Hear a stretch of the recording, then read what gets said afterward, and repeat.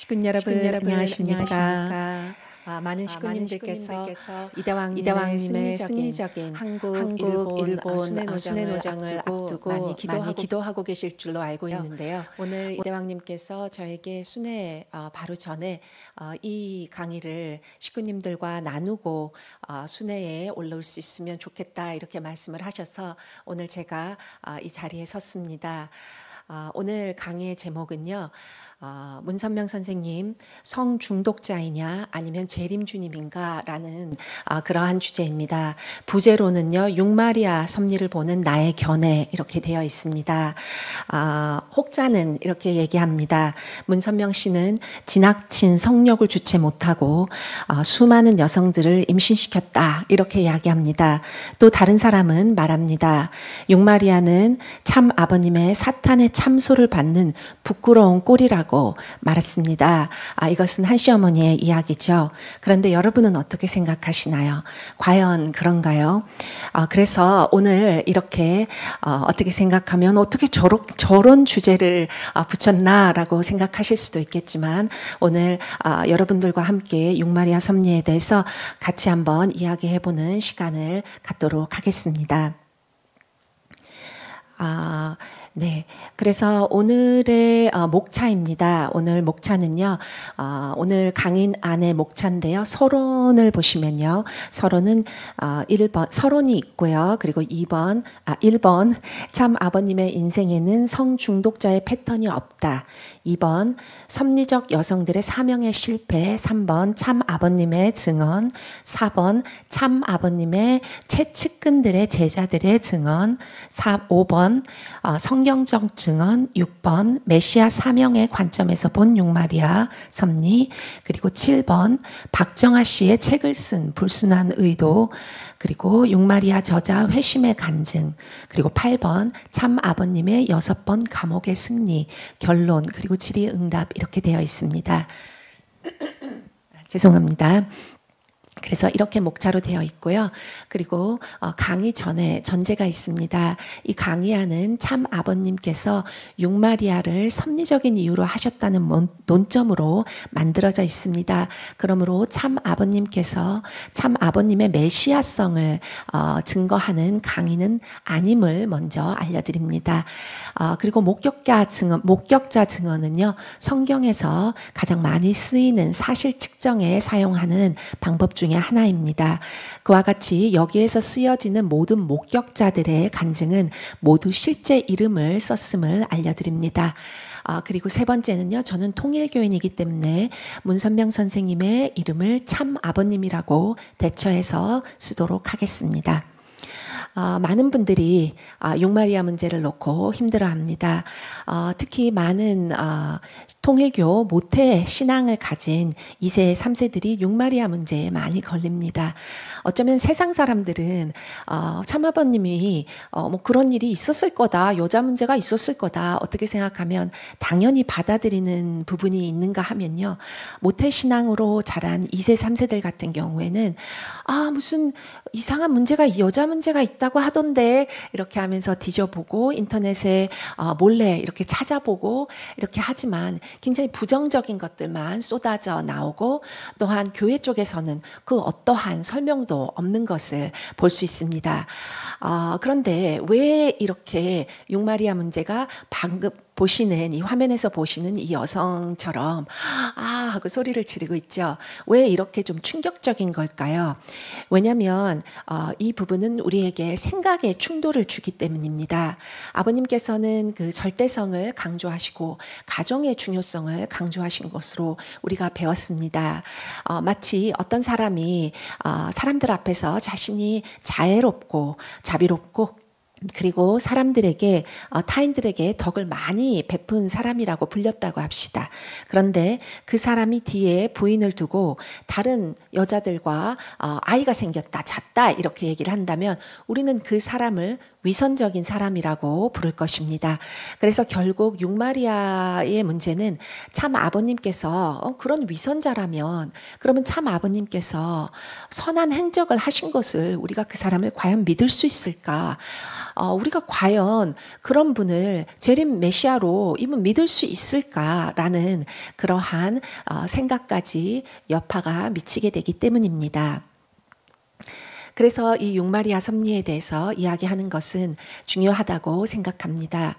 그래서 오늘 이대왕님의 허락을 받고 제가 이 자리에 서게 되었습니다. 강의를 시작하기 전에 서론을 잠깐 이야기하고 싶은데요. 여기 예수님께서 십자가에 달려 계십니다. 지난주 일요일은 부활절 일요일이었죠. 기독교인들은 예수님의 십자가 처형을 어떻게 보나요?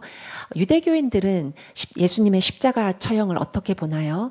유대인이 보는 예수님의 십자가 처형과 기독교인들이 보는 예수님의 십자가 처형은 2000년 동안 많은 공방이 있어 왔습니다. 예수님은 2000년 전에 사역 당시에 정말 많은 나쁜 소문들이 집요하게 예수님을 그리고 초기 크리스천들을 따라다녔습니다. 로마 제국의 정치 반역범이다라는 제목으로요. 죽은 그런 그냥 반사회적인 그런 범죄인이다. 사마리아인이다. 귀신이 들렸다. 사탄이다. 바알세불이다. 라는 소문들이 예수님을 따라다녔습니다. 특히 마리아가 혼전 임신을 했다. 유대교에서는 결혼을 굉장히 중요하게 생각하죠. 그런데 약혼 기간에 임신을 했다는 것은 결혼 기간에 임신을 한 것과 같습니다. 다른 남자와 결혼 기간에 임신한 것과 마찬가지로 치부되기 때문에 돌에 맞아 여성이 죽을 수 있습니다. 강간이 당하지 않은 이상요. 그래서 마리아의 혼전 임신은 예수님을 음란한 태생이다라고까지 요한복음 8장 41절에 바리새인들로부터 공격을 받게 합니다. 그리고 이러한 소문은 예수님과 예수님의 사역 기간 그리고 예수님의 사후에도 제자들을 집요하게 따라다녔습니다. 그래서 탈무드에도 이런 내용들이 기록이 돼 있죠. 하지만 우리가 그 관점으로 예수님을 보게 되면 우리는 생명을 주신 주님과 만날 수 없게 됩니다. 재림주님도 마찬가지라고 생각합니다. 우리가 유대교의 관점으로 십자가를 바라보면 로마 제국 반역범이고 사형수로 개죽음을 당한 그런 한 유대의 청년이라면 그렇지만 우리가 주님으로 우리 예수님을 본다면은 나의 죄를 사하기 위해서 죽으신 하나님의 어린 양, 나의 주님 이렇게 볼 수 있습니다. 그래서 우리가 세상적인 관점으로 만약에 육마리아 섭리를 보게 되면 아버님을 한 부분으로 볼 수 있지만 저는 오늘 여러분들에게 참 아버님께서 하나님을 향한 절대 복종의 모습으로 예수님께서 마치 십자가에 걸리시는 것이 모든 사람들이 예수님을 손가락질하고 12제자도 예수님을 떠났던 그때에도 예수님은 이것이 십자가의 노정이 하나님을 향한 절대적인 순종이라는 것을 보여주셨던 것처럼 이 육마리아의 섭리가 참 아버님께는 하나님을 향한 절대적인 순종이었음을 오늘 제가 이 강의안을 통해서 여러분들에게 전달하고 싶습니다. 그러면 저는 만약에 그렇게 생각한다면 여러분들하고 저하고는 조금 생각의 갭이 있을 수 있겠죠. 그렇다면 제가 왜 이렇게 생각하는지 첫 번째 이유입니다. 참 아버님의 인생에는 성중독자의 패턴이 없습니다. 세간에서는 참 아버님은 성중독이 있었기 때문에 많은 여성들을 유린했다라고 얘기를 합니다.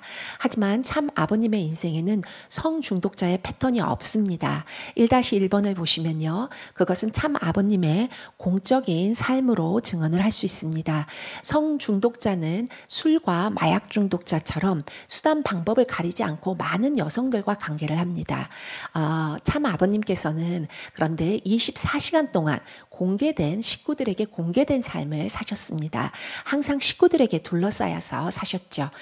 참 아버님의 생전에 일상을 보면요.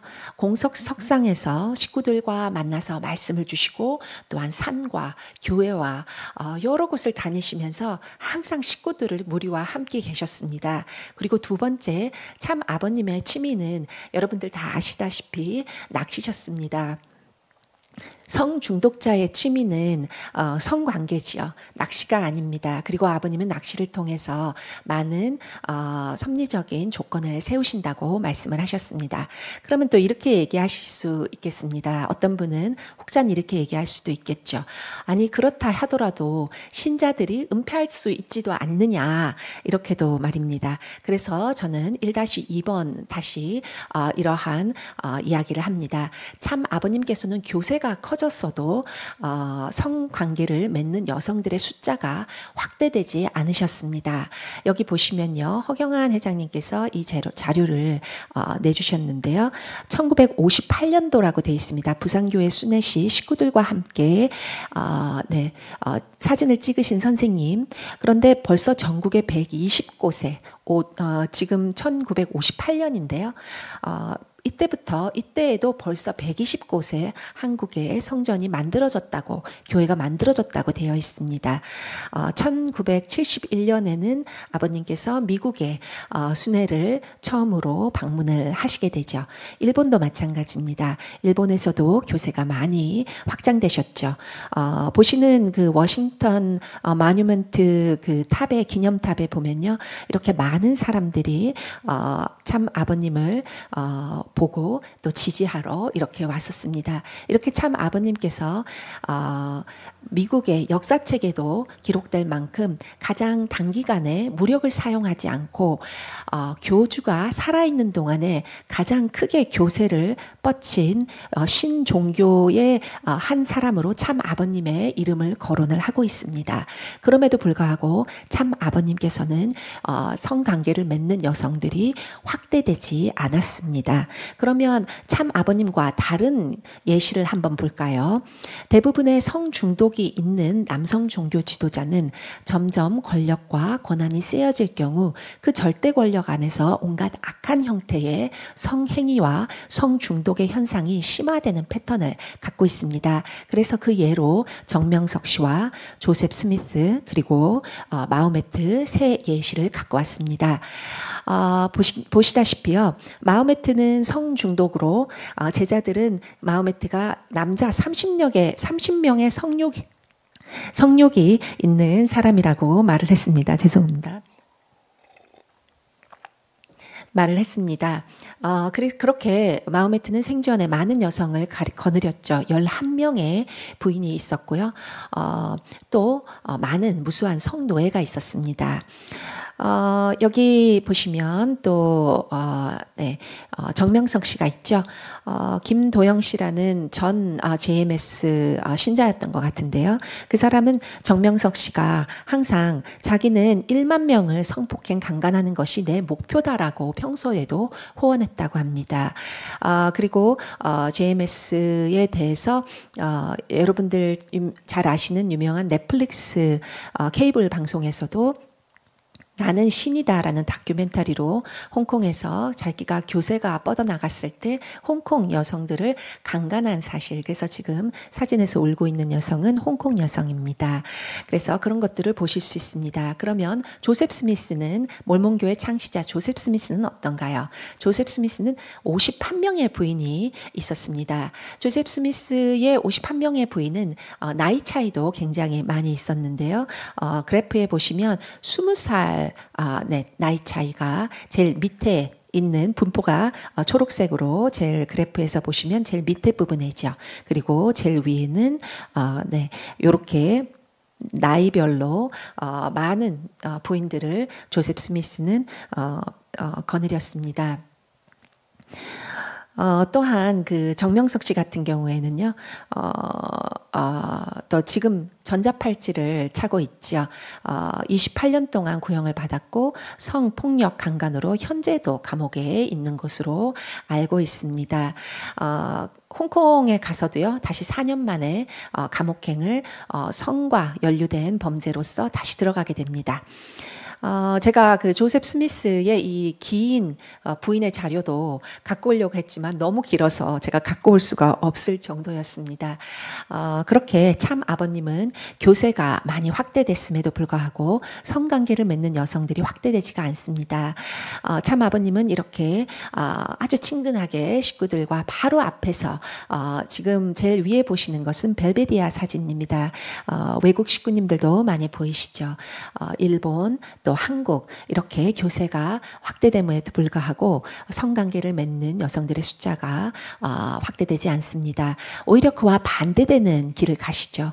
참 아버님께서는 서대문 형무소, 이화여대 연대 사건으로 정말 많이 교세가 서울에서도 입지가 커지셨음에도 불구하고 참 아버님께서는 군대를 전쟁 때문에 군대를 가실 수 없었기 때문에 아버님께서 그렇기 때문에 군대를 못 가셨는데 병역을 기피했다라는 이유로 서대문 형무소 감옥을 가시게 되고, 그리고 밑에 사진은 덴버리 형무소입니다. 만약에 여자 문제가 걸렸다면 참 아버님께서는 이 기존의 기독교 세력과 그리고 워싱턴 포스트 좌파 세력들은 절대 참 아버님을 그냥 두지 않았을 것입니다. 대서특필을 해서라도 미국에서도 이렇게 많은 여성들을 유린했다라는 식으로 대서특필을 했었을 것입니다. 그렇지만 아버님께서는 그러한 문제로 연루되지 않으셨습니다.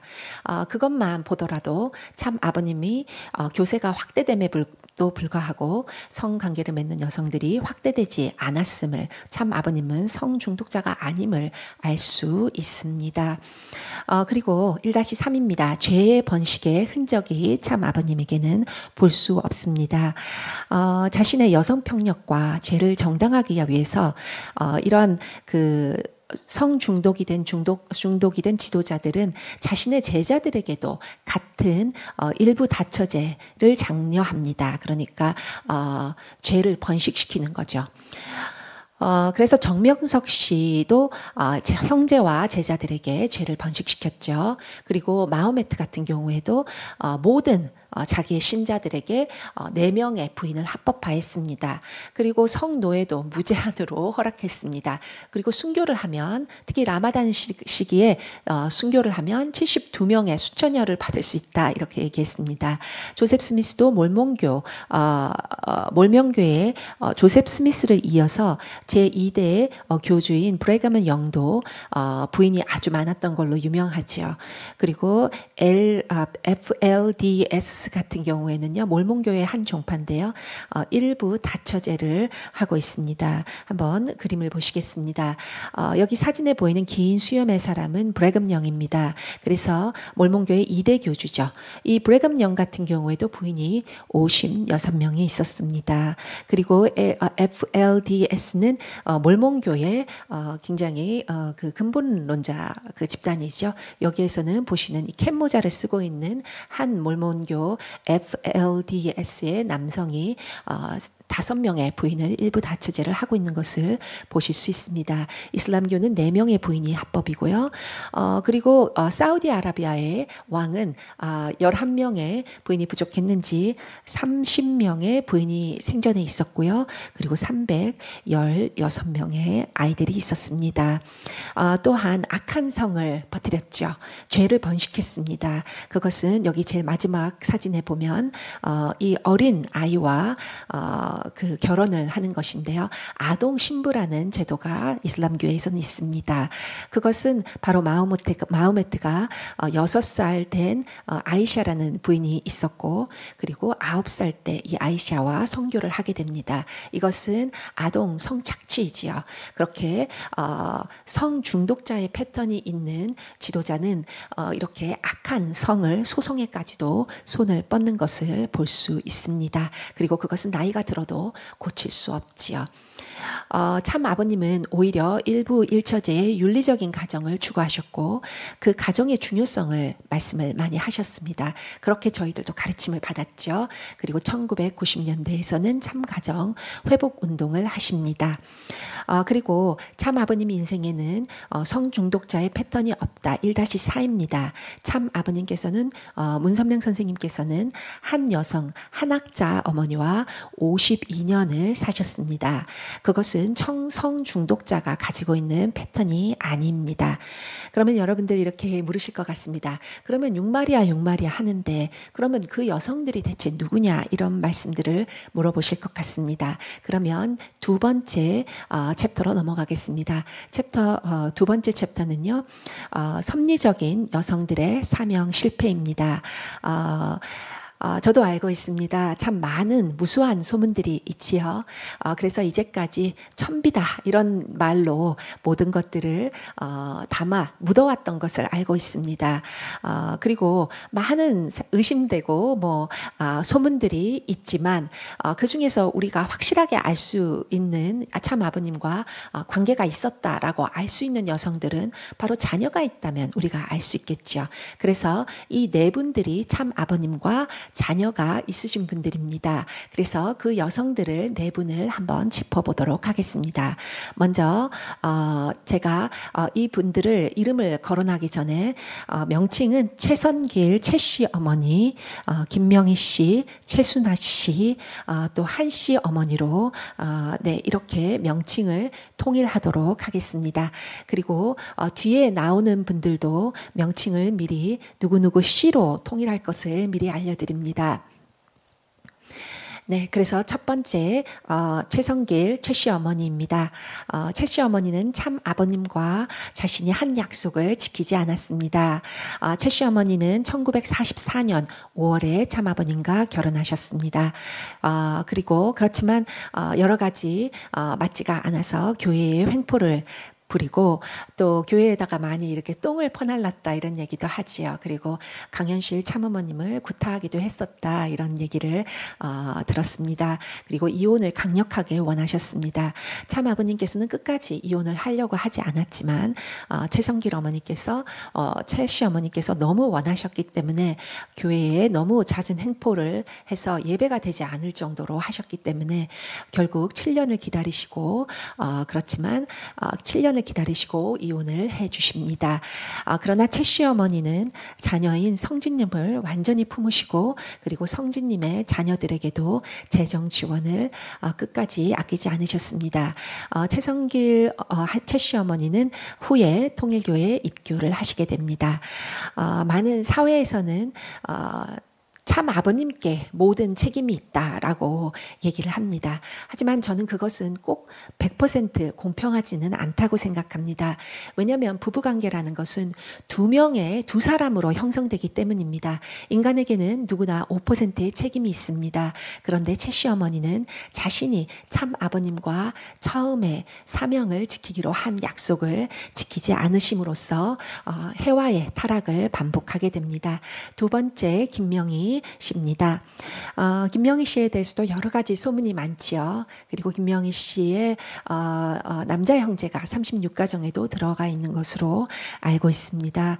그런데 김명희 씨에 대한 많은 소문이 있지만 마이클 블룸버그라는 기자 출신의 전 통일교 신자가 이 김명희 씨와 김명희 씨가 청평 회계의 그런 수련을 후에 자신이 인터뷰를 하게 되고 마이클 블룸버그 씨와 인터뷰를 하게 되고 자신은 사실 일본 남성에게 강간당한 것이 아니라 동의로 성관계를 했음을 고백했다고 합니다. 죄송합니다.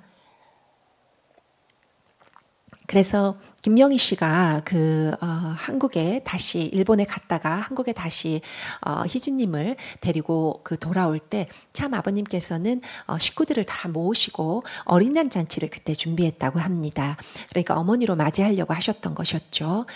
그런데 그 와중에서 김명희 씨가 아버님께 드릴 말씀이 있다고 하면서 두 분이 방으로 들어가시고 아버님께 자신이 어떤 이야기를 하고 나서 아버님께서 그 어린 양 잔치를 취소하셨다는 얘기가 있습니다. 그래서 정황상 보건대 김명희 씨가 자신이 강간당한 것이 아니라 일본 남성과 동의에 의한 성관계를 했음을 참 아버님께 고백하면서 자신이 참 어머니의 자리에 합당하지 않다고 얘기하신 것이 아닌가 하고 합리적인 추론을 해봅니다. 세 번째 여인입니다. 세 번째 여성은 최순아 씨입니다. 최순아 씨는 참 아버님과 역시 절대 신앙을 하겠다는 육마리아의 한 사람으로서의 약속을 어기고 박사무엘과 함께 교회를 떠나서 돈을 요구하게 됩니다. 박사무엘 씨는 인터넷에 한간에 떠도는 여러 가지 자료들이 있지요. 박사무엘 씨는 자신의 어머니가 어린 나이에 유린당했고 그리고 참 아버님한테 속았다라고 이야기를 합니다. 그런 가정에서 최순아 씨도 이런 박사무엘 씨 아들 되는 분과 함께 교회에 돈을 요구하면서 교회를 떠나게 되었습니다. 그렇게 함으로써 해와가 에덴 동산에서 했던 그 타락을 다시 반복하게 됩니다. 저희들 섭리적 여성의 사명의 실패 이야기하면 아마 가장 마음이 아픈 부분은 한시 어머니의 사명의 실패가 아닌가 생각합니다.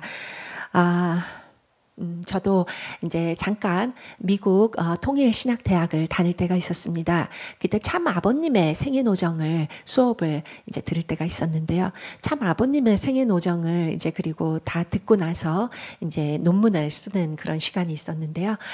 저는 참 아버님의 생애노정도 너무 위대하시고 너무 감동적이었지만 저는 여성으로서 참 어머님의 그 당시에 참 어머님이셨던 한시 어머니의 그 생애 노정이 너무 가슴 아프게 왔습니다. 이 육마리아를 품어야 했던 한시 어머니의 노정은 어땠을까라고 생각을 하니까 한시 어머니에 대한 정말 마음 아픔과 무한 존경이 있었습니다. 그래서 참 아버님의 생애 노정이었음에도 불구하고 당시에 한시 어머니의 생애 노정을 논문으로 썼던 것이 기억이 납니다. 그렇게 저도 한때 참 한시 어머니를 진심으로 사랑했고 또 한시 어머니를 진심으로 존경했던 한 사람으로서 이 한시 어머니의 섭리적인 여성의 사명의 실패를 이야기한다는 것이 정말 마음이 아프고 그리고 가슴이 메어집니다. 그럼에도 불구하고 저희가 이것이 사사로운 감정을 떠나서 저희가 한시 어머니가 한 행동과 그리고 지금 이루어지는 일련의 과정을 설명하지 않을 수는 없겠습니다. 그래서 한시 어머니의 사명의 실패 같이 한번 보시겠습니다. 한 학자 한시 어머니는 1960년대 어린 양 잔치로 17살의 축복을 받으십니다. 그리고 참 어머니의 사명을 부여받으시죠. 참 아버님의 성화 2012년 9월 후에 그러나 자신을 독생녀 메시아로 신격화합니다. 1914년 7월 1일에 이런 발언을 하지요. 그리고 자신이 결혼해 주지 않았으면 참 아버님은 메시아, 참 부모가 될 수 없었다라고 법정 녹취록에 진술을 합니다. 또한 참 아버님께서는 사탄의 참소를 받을 수 있는 부끄러운 꼬리가 있다라고 육마리아를 언급합니다. 그렇게 자신은 참 아버님을 구했다. 나는 하나님 어머니며 그리고 참 아버님이 독생자라기보다 내가 하나님의 독생녀로서 참 아버님을 구했다라는 식의 이단적인 발언을 2023년 4월 청평에서 합니다. 여기에서 보시면 사진에서 좀 작지만요. 자신의 그런 1960년대 아리따운 신부로서 참 아버님께 하셨던 언약을 파괴하고 참 아버님의 육신적인 사후 후에 이렇게 자신의 조각상을 세우고요. 그리고 저기 뒤에 보이는 구석에 보이는 한 남성이 보이는데요. 저게 참 아버님이 아니다라고 누군가는 말할 수 있겠지만 저희가 얼핏 봐도 참 아버님의 모습으로 보입니다. 그래서 자신이 이 모든 섭리를 해냈고 또 참 아버님은 그냥 사탄의 부끄러운 꼬리가 있는 그런 사람이다. 자신이 참 아버님을 구했다라고 말했습니다. 그렇게 함으로써 해와의 안타깝게도 해와의 타락을 반복을 하게 됩니다. 그러면 이런 여성들을 우리가 쭉 한번 봤는데요. 이런 섭리적인 여성들의 사명의 실패에서 그럼 누가 과연 육마리아냐 이런 질문을 하실 것입니다. 네, 그럼 육마리아 어떤 분들이었는지 한번 보도록 하겠습니다. 육마리아에서는요, 최원복 선생님, 한씨 어머니, 그리고 이득삼 씨, 최순아 씨, 이종옥 씨, 이경준 씨 이렇게 6명이 되겠습니다. 이것이 육마리아가 아니다, 더 있을 수도 있다, 뭐 여러 가지 이야기가 있지만 일단은 저희가 이 관점으로 보도록 하겠습니다. 이견이 있으시는 분들도 있으시겠지만 일단 이 도표로 한번 보시겠습니다. 최원복 선생님과 최원복 씨와 한씨 어머니는 모녀 관계로 아버님께서 맺어주셨습니다. 혈연 관계가 아니지만 최원복 씨는 최씨 어머니를 대신해서 이 자리에 놓임으로써 한학자 어머니를 길러내는 역할을 하셨다고, 모녀 혈연 관계가 아니지만 모녀 관계처럼 기르는 그러한 페어로 쌍으로 맺어주셨다고 들었습니다. 그리고 이득삼 씨와 최순아 씨 네 번째 흑백 사진으로 보이시는 분이 최순아 씨인데요. 박사무엘의 어머니시죠. 진짜 모녀 관계입니다. 혈연 관계이고요. 아주 부유한 가정에서 왔지요. 그래서 63빌딩, 한국에 있는 63빌딩의 전 주인이 이득삼 씨의 아들 그리고 최순아 씨의 남자 형제인 것으로 알고 있습니다. 또 이종옥 씨와 이경준 씨는 사촌 관계로서, 자매 관계로서 이렇게 육마리아가 구성되어 있습니다. 이분들은 지금 밑에 보이시는 참 아버님의 사진과 그리고 영계의 성인들과의 5대 성인들의 축복식이 1998년 6월 13일에 있었는데요. 이때 참 아버님께서는 3억 6천만 쌍 1차 축복식에서 가인과 아벨의 싸움이 종결됐다라는 것을 선포하시고 섭리적인 깊은 뜻을 선포하시면서 이 5대 성인들을 축복을 해주셨습니다. 그리고 지금 보시는 사진은 그 이후에 청평에서 찍은 것으로 알고 있습니다. 이렇게 5대 성인과 이 분들을 다 축복식을 해주셨습니다. 당시에 성 어거스틴과 축복을 받으셨던 강현실 어머니께서는 후에 참아버님과 영계 축복을 받으시게 됩니다. 네, 죄송합니다. 네, 그러면 여러분들이 많은 설명, 이렇게 이 육마리아의 존재에 대해서 이야기를 들으시면서 아마 여러 가지 질문들이 있으실 것 같습니다. 그래서 가장 많이 나오는 질문들을 제가 이렇게 가져와 봤습니다. 어떤 분들은 이렇게 말씀하실지도 모르겠습니다.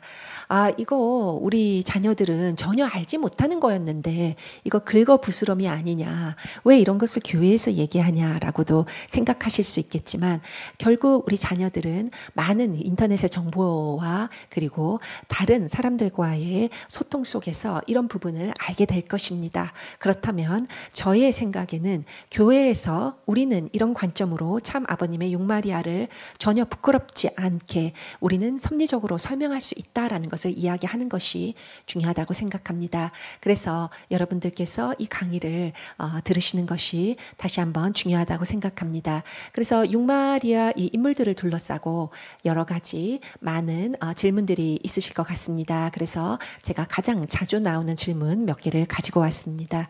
그러면 한번 같이 보시겠습니다. 1번 질문은요. 한씨 어머니는 육마리아의 존재를 몰랐던 것이 아니냐라고 물으실 수 있겠습니다. 여기 보시는 사진은요. 인터넷에서 돌아다니는 사진을 제가 몇 개 갖고 왔습니다. 참 아버님께서 중간에 계시고요. 그리고 한씨 어머니와 최원복 선생님이 계시죠. 그리고 또 두 번째 사진은요. 이것은 1970년대 초라고 되어 있습니다. 여기 현수막을 보시면 영어로 되어 있죠. 그래서 최원복 선생님은 아주 영어에도 능통하시고 시카고 대학을 나오신 걸로 알고 있습니다. 당시 이대 교수였기 때문에 그분은 아버님이 처음에 미국에 순회를 갔을 때 저렇게 통역을 동시 통역을 하시는 모습을 볼 수 있습니다. 그리고 최순아 씨 같은 경우에도 한 시어머니와 사진을 찍으신 것을 볼 수 있지요. 이렇게 한 시어머니가 육마리아 존재를 몰랐을 수는 없습니다. 또 한 분의 증언자의 이야기를 들어보면요, 한경자 씨 그 한번 증언을 들어보도록 하겠습니다. 한경자 씨는 1958년 통일 신령협회에 입교를 하시고 초대 청파동 교회 부엌에서 일을 도우셨습니다. 이후 한 시어머니가 예진님을 낳았을 때 잠시 보모로 아기 예진님도 돌보시고 이후로 72가정 축복을 받으셨습니다. 이 한경자 사모님께서 저한테 이런 이야기를 하시더라고요. 2002년 가을쯤이었던 것 같아요. 세간에는 참 아버님께서 한 시어머니를 속이고 이런저런 관계를 했다, 이런 얘기가 있지만 자신이 입교했을 무렵, 그러니까 1960년도에 어린양 잔치가 한 시어머니와 처음에 있었지요. 그때 그 전에 58년부터 2, 3년 동안 참 아버님께서는 앞으로 있을 어린양 잔치와 그 신부되는 여성은 꼭 육마리아를 품을 수 있는 여성이 돼야 된다라는 것을 아버님께서 굉장히 강조하셨다고 합니다. 그래서 당시에 능력이 있고 똑똑한 이대 여성들이 많이 전도가 됐음에도 불구하고 그 자리를, 참 어머님의 자리를 거절했다고 합니다. 예를 들면 곽정한 씨의 부인의 여형제도 참 아버님께서 그 참 어머님의 자리로 이렇게 어떠냐고 제안을 하셨지만 그분이 자신은 그렇게 타락한 혈통 복귀의 가정을 반드시 해야 되는 12명의 자녀를, 당시에는 12명 아들이었죠. 자신은 그걸 할 수 없다. 그리고 자신은 육마리아를 품을 자신이 없다. 이런 이유로 거절하셨다라고 들었습니다.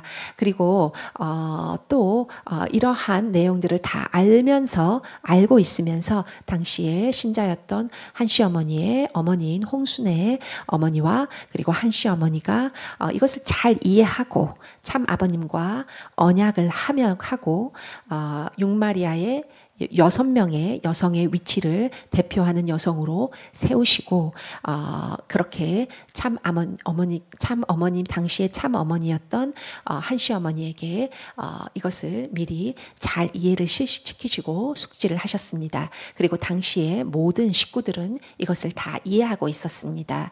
그리고 나중에는 아까 보셨다시피 영계 축복을 해주셨죠. 그래서 한 시어머니가 육마리아의 존재를 몰랐다, 모르고 축복받았다, 이것은 말이 되지 않습니다. 그러면 두 번째, 뜨거운 감자의 질문이 되겠습니다. 최순아 씨가 낳은 박사무엘 씨는 1966년 1월생인데 그럼 벌써 한 시어머니하고 결혼했던 1960년 후가 아니냐, 이렇게 질문할 것 같습니다. 아까 제가 보여드렸던 슬라이드에서 최순아 씨는 육마리아 중에 하나지요. 두 번째 오른쪽 칼럼에 있는 분이 최순아 씨입니다. 최순아 씨는 이득삼 씨, 즉 자신의 어머니와 그리고 4명의 형제 중에서 3명의 형제가 가정에 들어왔습니다. 그러니까 6명의 가족 구성원 중에서 그 자신의 아버지와 그리고 63빌딩 전 소유자였던 그 두 분만 빼놓고 4명이 이 통일교회의 참 아버님을 재림 메시아로 믿고 입교를 하게 됩니다. 그래서 이렇게 굉장히 부유한 가정에서 모든 가정이 이 참 아버님을 재림 메시아라는 그 계시를 받고 그리고 자신의 어머니와 함께 이 육마리아의 위치에 서게 되는 것입니다. 그리고 모녀 관계의 혈연 모녀 관계를 대표하도록 그렇게 되어 있죠.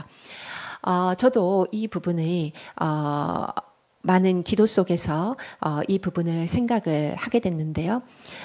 그렇다면은 이 중간에 태어난, 그러니까 잠깐만요. 이 인진, 죄송합니다. 저의 그러면은 이렇게 되면은 인진님이 1965년도 그리고 흥진님이 1966년 10월에 태어났습니다. 그러니까 그 중간에 태어난 박사무엘 씨는 1966년 1월에 태어나게 되죠. 그러니까 인진님과 흥진님의 중간에 태어난 사람이 박사무엘 씨입니다. 제가 아까 말씀을 드렸듯이 한 시어머니는 그 어린 양 잔치의 신부로서 육마리아에 대해서 성혼 전에 잘 알고 있었습니다. 그러니까 이 최순아 씨하고도 면식이 있었겠죠. 그리고 자신이 사명을 다하지 못하면 다른 사람이 육마리아에서 그 사명을 이룰 거라는 것을 알고 있었습니다. 왜냐하면 자신의 자리는 그냥 한 사람의 부인이 아니라 인류의 역사를 탕감해야 되는 참 아버님의 재림 메시아의 부인이라는 것을 알고 있었기 때문입니다. 그런데 박사무엘이 이것은 제가 여러 가지 많은 기도를 통해서 받은 답변이기 때문에 여러분들이 동의를 하셔도 좋고 동의를 하시지 않으셔도 좋습니다. 하지만 제가 이것을 더 확신하게 된 것은 최근에 한 시어머니 발언 때문입니다. 한 시어머니는 자신이 결혼 당시부터 성혼 당시부터 자신이 독생녀이고 자신이 원리를 다 알았고 자신이 하나님 어머니라는 걸 다 알고 있었다 이렇게 얘기를 합니다. 그렇다면은 그런 생각을 가지고 있는 그런 이단적인 생각을 가지고 있는 한 시어머니를 보면서 아버님께서 한 시어머니가 그런 생각을 한다는 것을 모르셨을까요? 한 시어머니가 1960년도, 66년도를 증오로 해서 한 시어머니가 자신의 사명을 못하겠다고 했거나 아니면 자신은 아기를 못 낳겠다고 했거나 그런 중후를 보였기 때문이 아닌가라고 저는 해석합니다. 최순아 씨를 통해서 아들을 낳은 후에 한 시어머니는 내가 무슨 일이 있더라도 혈통적인 미션을 감당을 하겠다라고 했기 때문에 자신이 참 아버님께 그리고 회개하고 또 참 아버님께서도 한 시어머니의 그런 부분을 회개를 받아들이신 걸로 보입니다. 그렇기 때문에 그 후에는 다른 육마리아를 통해서 자녀가 나아지지 않은 것으로 보입니다. 저는 그렇게 됐을 가능성을 배제하지 않을 수 없다고 생각합니다. 참 아버님께서는요, 아마 생전에 참 아버님을 경험하신 분들은 아마 다 이해하실 거라고 생각하는데요. 참 아버님은 우리가 생각하는 직관을 넘어서신 분입니다. 그래서 우리의 생각을 정말 읽으실 수 있으세요. 저도 한 에피소드를 소개를 하자면요. 한 번은 나이지리아에서 아버님께서 이제 한 500명 정도 선교사들을 다 모아놓으시고 집회를 하셨습니다.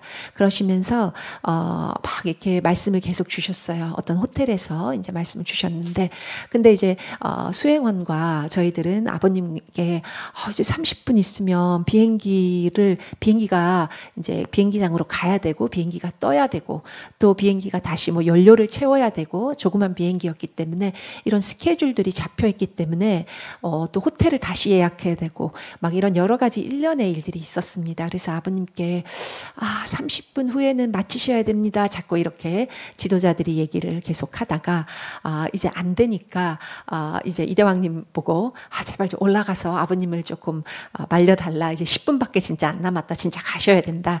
이제 이렇게 얘기를 했습니다. 그래서 아버님께 말씀을 열심히 하시고 계시는 아버님께 이제 이대왕님 올라가셨어요. 그래서 아버님 저기 비행기가 떠야 됩니다. 이제 이렇게 말씀을 하셨어요. 그랬더니 아버님께서 이대왕님의 뺨을 팍 치셨어요. 그러면서 너가 지금 아버지가 이 아프리카에 언제 다시 올 수 있는지 모르는데 이게 마지막일 수도 있는데 네가 나를 방해하느냐 이렇게 얘기를 하시는 거예요. 그래서 저는 그거를 이렇게 눈을 크게 뜨고 쳐다보고 있었는데 갑자기 아버님께서 저도 부르시면서 야, 너 네 부인도 오라 그래 이렇게 하셔가지고 저도 갑자기 이렇게 뺨을 맞았습니다. 그러니까 뺨을 맞으니까 그게 너무 황당하고 너무 당황스러웠어요. 이 500명 앞에서 뺨을 한번 맞았다고 생각해 보십시오. 시아버지에게. 그래서 막 제가 그게 너무 어떻게 이걸 소화해야 될지 모르겠던 거예요.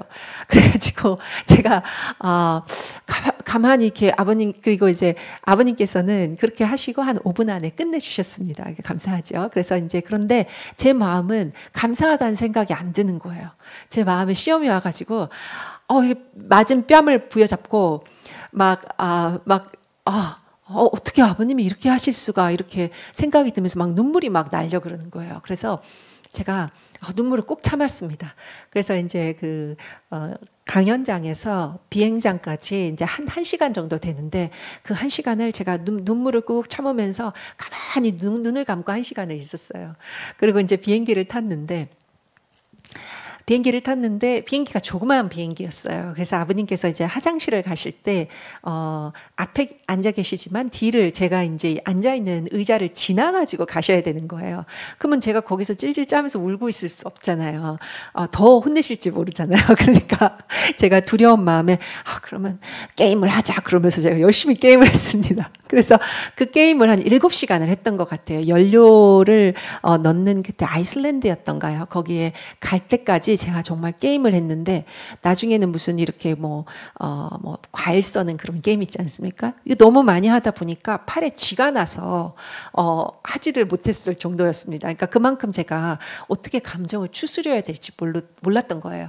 그래서 이제 연료를 채우러 내렸는데 참 아버님을 이당님께서 참 아버님 나가시는 참 아버님을 부축해 주시면서 이렇게 얘기를 하시는 거예요. 아버지 우리 아버지가 아직도 힘이 청년처럼 세시더라고요. 이렇게 얘기를 한 거예요. 그러니까 아버님께서 굉장히 기분이 좋아지셨어요. 그렇지 그러시면서 이제 굉장히 기분이 좋아지셨습니다. 근데 저는 그 모습을 보면서도 이건 부인이 뺨을 맞았는데 저렇게 아버지한테 저렇게 한다고 그러면서 그게 굉장히 괘씸해 보이더라고요. 그랬는데 이제 딱 이렇게 앉아서 비행기가 연료가 채워지는 걸 기다리고 있었는데 좀 이제 아버님께서 기분이 좋아지셨으니까 한 수행원이 이렇게 얘기를 하는 거예요. 근데 아버님 사가에서도 아들은 때려도 며느리는 안 때리는데요, 아버님 이렇게 얘기를 하시는 거예요. 그래서 제가 이제 마음이 그때 지옥 같았다고 얘기하지 않았습니까? 근데 저런 얘기를 하나 막 이렇게 불안해하고 있었는데 그 아버님의 한마디가 저의 진짜 마음을 다 녹여넣으셨어요. 아버님께서 뭐라고 하셨냐면 내가 며느리를 때렸나 딸을 때렸지 이렇게 얘기를 하시는 거예요. 근데 제가 이거를 논리적으로 설명할 수 없는데 그 한 말씀이 제 마음이 싹 녹는 거예요. 그러면서 제가 정말 그때 사람이 천국과 지옥을 이렇게 1초 안에 왔다 갔다 할 수 있구나 그런 것을 경험했었는데요. 근데 제가 지금 이 말씀을 드리는 이유가 아버님께서 얼마나 사람들을 간파하시고 속마음을 잘 보느냐 이제 이거를 설명하고 있지 않습니까? 그래서 저는 이제 아버님 그렇게 말씀해 주셨으니까 내가 다 마음이 녹았구나 이렇게 생각을 하고 있었는데요. 그때 아버님께서 이제 천화공으로 가셨습니다. 천화공으로 가셔서 제가 이제 청소를 아마 하고 있었던 것 같아요. 천화공 안에 이제 바로 이제 그 훈독회 방을 청소하고 있었던 것 같아요. 근데 아버님께서 딱 나오셨어요. 그 아버님하고 저하고만 그 방에 둘이 있었습니다. 그러니까 아버님이 나오시니까 아버님 그 일이 있고 며칠 안 돼서 아버님 앉으시고 이렇게 해드렸어요.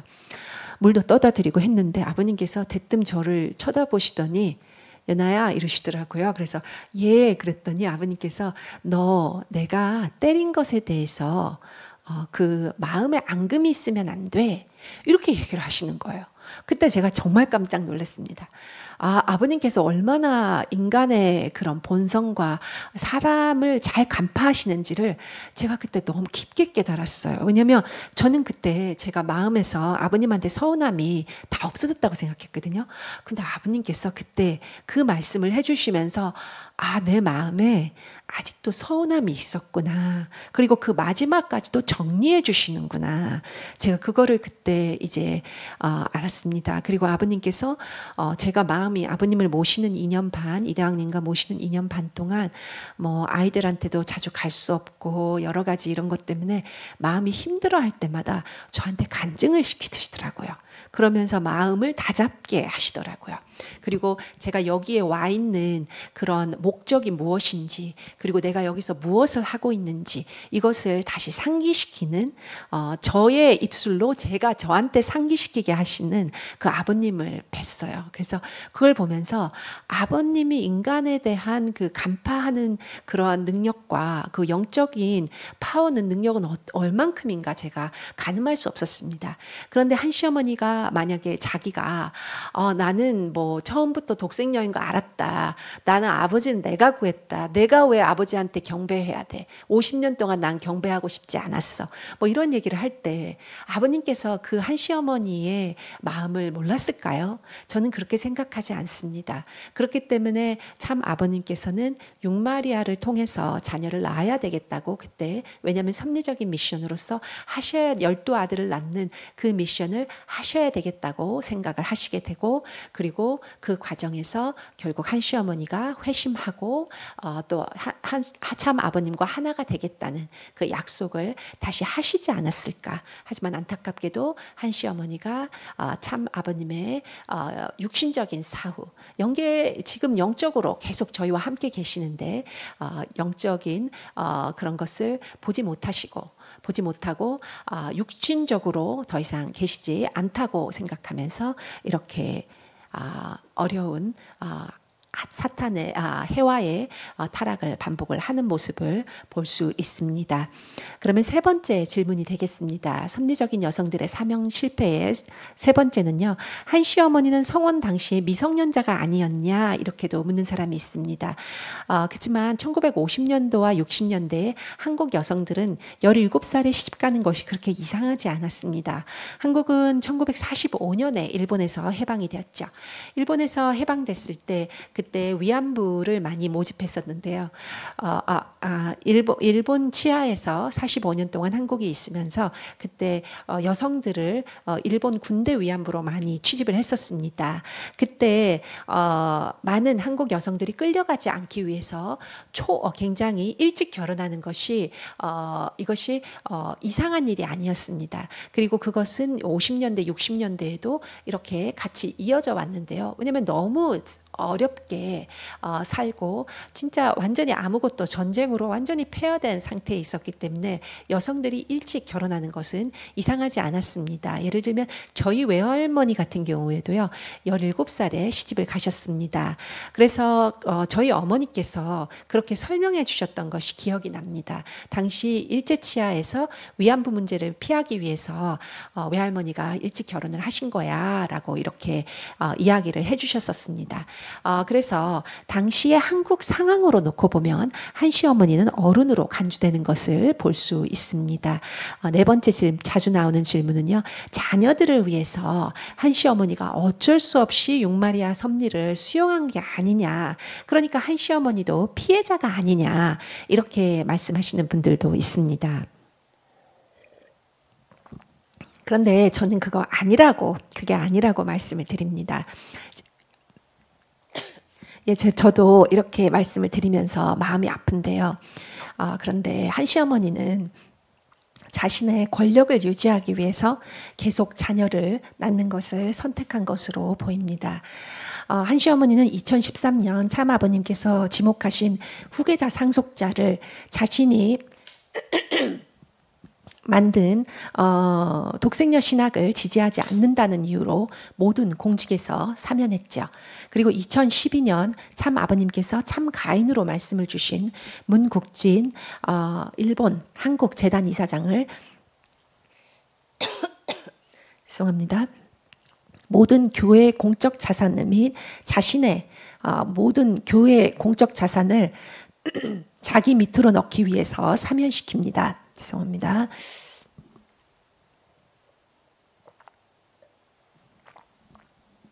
한 시어머니가 12자녀를 낳는 선택을 한 것은 자신의 자녀들의 미래를 위해서가 아니라 한 시어머니의 희생의 삶이 아니라 자신의 위치와 권력을 유지하기 위해서 그 자리를 지킨 것이라는 사실을 보게 됩니다. 그런 점에서 참 아버님 재림 주님보다 한시어머니는 참 어머니의 자리의 권력을 더 사랑했기 때문에 결국은 해와의 타락을 반복하면서 실패하지 않았나라는 생각도 해봅니다. 다섯 번째 자주 나오는 질문입니다. 그렇다면 타락한 여성의 남편인 참 아버님과 자녀들인 국진님과 형제님도 타락의 입장이 되는 게 아니냐, 이런 질문이 나옵니다. 그런데 이것에 대해서도 아니라고 말씀을 드립니다. 참 아버님은 하나님 앞에 천일국 만왕의 왕으로서 섭리적인 약속을 완수하셨습니다. 그렇게 다 이루었다라고 말씀을 하십니다. 또한 승리하신 참 아버님께서 참 가인과 참 아벨의 승리를 대신자 후계자 선포를 하셨기 때문에 그 한시어머니의 실패는 참 아버님의 승리와 이대왕님, 국진님의 가인 아벨의 승리에 영향을 주지 않습니다. 그리고 후계권에도 영향을 주지 않습니다. 그러면 세 번째, 죄송합니다. 그러면 섭리적인 여성 사명의 실패의 결론을 보겠습니다. 메시아는 혈통을 복귀해야 하는 미션을 가지고 있는 것입니다. 그리고 그것을 아는 사탄은 모든 것을 총동원해서 참 아버님의 미션을 망가뜨리려고 했습니다. 그래서 그것이 페미니즘이든 물질 만능주의든 자신을 우상화하는 것이든 이런 모든 덧에 한시어머니가 빠지게 되었죠. 그렇게 사탄이 놓은 덫에 한시어머니는 빠지게 됩니다. 우리들은 한시어머니를 비롯한 섭리적 여성들의 사명의 실패를 이제까지 보았습니다. 그녀들은 참 아버님과 하였던 사랑의 언약을 어겨서 자신의 5% 책임 분담을 하지 못하고 해와의 타락을 반복하게 되었습니다. 그러면 세 번째 보시겠습니다. 왜 아버님께서 말씀하신 육마리아의 섭리에 대한 내용입니다. 참 아버님께서는 이렇게 말씀을 하셨죠. 이스트가든 간증입니다. 이 간증은 필립 쉔커 전 미국 가정국장이었던 사람이 말했는데요. 80년대에 워싱턴 포스트가 아버님을 이제 좌파 언론이기 때문에 워싱턴 포스트가 육마리아 문제로 참 아버님을 굉장히 강하게 공격했었습니다. 그때 200여 명을 이스트가든 빅룸에 모시고 참 아버님께서 그 대중 앞에서 참 아버님께서 양손을 이렇게 십자가 모양으로 펴시고 그리고 자신의 생식기를 가르치시면서 이렇게 말씀을 해주셨다고 합니다. 하나님께서 잃어버린 한의 역사를, 혈통을 잃어버린 한의 역사를 내가 알고 있는데 내가 이 생식기 하나를 주관하지 못해서 육마리아가 생겼다고 생각하느냐. 나는 사랑의 십자가를 질 수밖에 없는 길을 갔다라고 말씀을 하셨습니다. 그럼 참 아버님의 최측근들의 제자들의 증언을 한번 보겠습니다. 참 아버님의 수행원처럼 일을 했던 미호 펜저 씨의 증언입니다. 미호 펜저 씨는 1976년에서 1980년대까지 86년까지 10여 년 동안 참 아버님을 미국 이스트가든 참 아버님을 지척에서 돌봤습니다. 모셨습니다. 그래서 마사지, 목욕물들까지도 다 했죠. 그래서 내실 살림을 미호 펜자 씨가 했었습니다. 미호 씨에 의하면요, 여자 문제와 관련된 어떠한 힌트도 참 아버님께 자기는 느끼지 못했다라고 이렇게 증언을 했습니다. 그런데 만약에 성중독자라면 그럴 수 없지요. 굉장히 유명한, 저희 시대에 유명했나요? 아놀드 슈왈츠제네거라는 터미네이터의 이 배우죠. 그리고 또 그 사람이 캘리포니아 주지사까지 했었습니다. 그 사람이 이제 아주 아름다운 부인이 있습니다. 케네기가의 아주 아름다운 부인이 있는데 그 부인을 두고 이 사람이 딴 여자와 아이를 낳게 됩니다. 그런데 그 여자가 누구였냐면은 자신의 집에 일을 도와주는 하녀였습니다. 절대 제가 지금 미호 펜저 씨하고 엮는 건 절대 아닌데요. 제가 말씀드리고 싶은 것은 이렇게 만약에 그런 문제가 있다면은 바로 옆에 있는 사람들하고 문제가 됩니다. 그런데 참 아버님께는 그러한 느낌조차 받을 수 없었다. 이렇게 미호 펜저 씨는 증언을 합니다. 그리고 문연아 씨죠. 접니다. 참 아버님의, 참 부모님의 막내 아내 며느리로서 1997년에서 1902년까지 참 아버님의 바로 옆방에 이스트가든 뉴하우스에서 제가 살았습니다. 그런데 그래서 참 아버님 방에 드나드는 많은 것들을 보지요. 그런데 많은 사람들을 보는데 참 아버님과 여자에 관련된 문제는 한 번도 본 적이 없습니다. 제가 말씀을 드렸죠. 이런 성중독이 있는 사람들은 나이가 든다고 해서 이것이 없어지지 않습니다. 그렇기 때문에 이런 열왕기상의 1장 1-1절에서 4절까지 봐도요. 다윗 왕이 자신이 나이가 많아서 한 여성을 취하는 것을 보입니다. 수넴 여자 아비삭이라는 여자를 왕에게 넣어서 주었다 이렇게 되어 있습니다. 다윗 왕도 부인이 10명 이상 있지요. 네, 이런 것들을 보아도 그래서 나이가 든다고 해서 이것이 없어지지 않습니다. 물론 성경에서는 열왕기상에서는 다윗 왕이 깨끗했다라고 이렇게 얘기를 하지만 그런 여성 문제에 대해서 굉장히 계속해서 갈등이 있었던 것을 여기에서 볼 수 있습니다. 또 세 번째 이상수 씨의 증언인데요. 이상수 씨 같은 경우는 한국 구천정궁의 부경호실장이었습니다. 또 헬리콥터 사고 이후에 참 아버님을 완전히 내실에서 모시면서 마사지와 거동을 도와줄 정도로 가까웠고 참 아버님의 인종도 지적해서 지켰습니다. 이분이 한 번은 이제 저녁을 먹으러 나갔는데 지인으로부터 참 아버님에 대해서 민망한 이야기들을 듣게 됐대요. 그것이 이제 육마리아에 관한 이야기였겠죠. 그래서 자신이 그것 때문에 막 마음을 고민을 하고 있었는데 참 아버님께서 그것을 자신은 아무 말도 하지 않았는데 자신의 그런 마음을 간파하시고 이 이야기를 해주셨다고 합니다. 저도 아버님께 이런 비슷한 상황을 겪었기 때문에 아버님께서 얼마나 사람들의 마음을 잘 집어내는지 그것을 제가 알기 때문에 제가 이 말이 정말 진실이겠다라는 생각을 들었습니다. 아버님께서는 며칠이 그래서 자신이 이제 그것 때문에 그 지인의 말 때문에 막 머리가 복잡했는데 이것을 참 아버님께서 내가 오래 두면 불신의 싹이 들 것을 생각을 하셨는지 조용히 이런 말씀을 해주셨다 이렇게 얘기를 하면서 이 증언을 하셨습니다. 참 아버님의 말씀이십니다. 한번 읽어보겠습니다. 내가 너희를 구원한다고 하면서 정욕 하나 주관하지 못해 그런 누더기를 입었겠느냐. 이스트가든의 사랑의 십자가 비슷한 말씀이시죠. 나는 누더기를 입고 너희에게는 새 옷을 입혀주기 위해 온갖 냄새의 누더기를 덮어 썼던 것이란다. 인류 최초의 완성된 신랑으로서 모든 신부를 구원해주기 위해 조건을 세워 탕감의식을 통해 다시는 너희에게 그런 피가름의 역사를 물려주지 않기 위해 세상이 이해하지 못할 것을 알면서도 하나님의 가르침과 명령에 따라 깔끔하게 정리했단다. 그런 역사를 너희에게 이해하면 참 아버님 앞에 죄송해서 고개를 들지 못하기 때문에 일체 이야기하지 않았단다.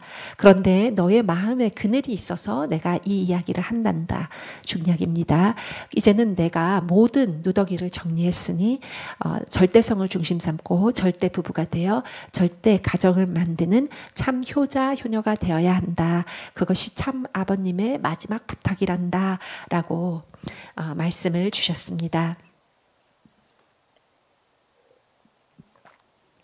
그러면 제가 이렇게 지금 4개의 참 아버님께서 왜 성중독자가 아니고 섭리적인 이유로 육마리아를 두셨는가 하는 것을 이제 설명을 드렸는데요. 그러면 혹자는 또 이렇게 저에게 물어볼 것 같습니다. 정말 한 남성이 정욕을 이기고 하나님의 섭리에 자신을 사랑의 십자가에 내어주는 누더기에 내어주는 그런 일이 가능한 것이냐? 인간이 그렇게 선할 수 있느냐? 정말 나는 이런 예를 알 수가 없다, 이해할 수 없다, 이렇게 얘기하시는 분도 있을 것 같습니다. 네, 그럴 수 있지요. 그래서 제가 성경적인 그런 예시를 갖고 왔습니다. 한번 보시겠습니다. 우리는 성경적인 증언인데요. 우리는 성경에서 나오는 물론 성적으로 문란한 상황 이런 것을 생각을 할 때 우리는 대부분 뭐 소돔과 고모라의 동성애 이런 게 생각을 하지만 그 외에도 참 많은 것들이 있습니다. 그리고 여기에서는 또 우리가 육마리아 섭리와 관련돼서 배울 수 있는 포인트가 있다고 생각합니다. 그래서 가져와 봤는데요. 아브라함과 5-1입니다. 아브라함과 이삭이 부인을 남에게 내어주는 보내는 기이한 행동을 합니다. 아브라함입니다. 아브라함은 부인을 다른 남자에게 내어주고 심지어는 물질 축복도 받습니다. 예를 들면 은 1000개, 양과 소, 종까지 받습니다. 그런데 한 번만 하느냐? 아닙니다. 2번을 합니다. 첫 번째는 창세기 제 위에서 보시는 그림입니다. 창세기 12장 10절에서 20절에 나오고요. 첫 번째 부인을 사라를 아브라함이 75세에 그리고 사라가 65세에 바로 왕에게 이렇게 보내는 내 부인이 아니에요. 이렇게 내 누이예요 하면서 보내는 그런 모습이 나옵니다. 두 번째는 창세기 20장 1절에서 18절입니다. 이때 사라가 90살, 아브라함이 99세입니다. 이때는 바로 이삭을 낳기 바로 전이었는데요. 이때 보면 사라는 90세입니다.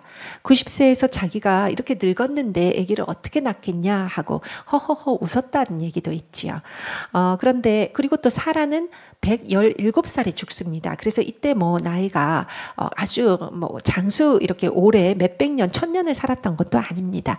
그런데 177세에 죽었던 사라가 90살 때 다른 남자에게 보내지게 되는데, 그런데 아무리 사라가 왜 한국말이 안 되나요? 예뻤을지언정 90세에 그렇게 예쁘진 않았겠죠, 그렇죠?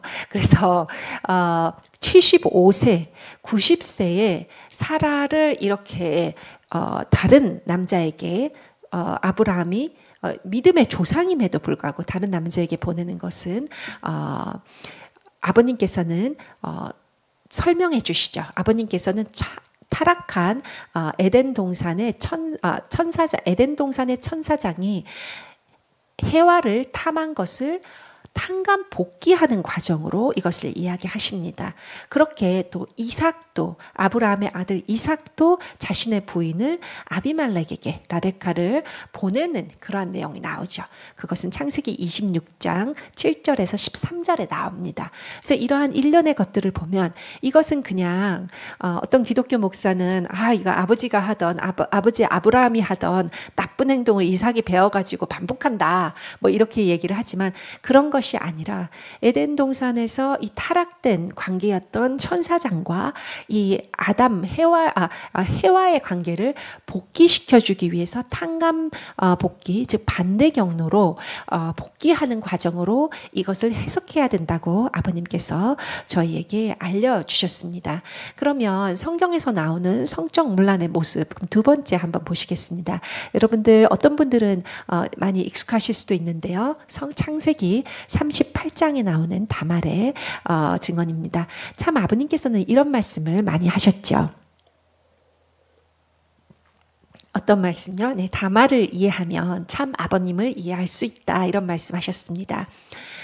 다말의 이야기는 아주 유명한 이야기죠.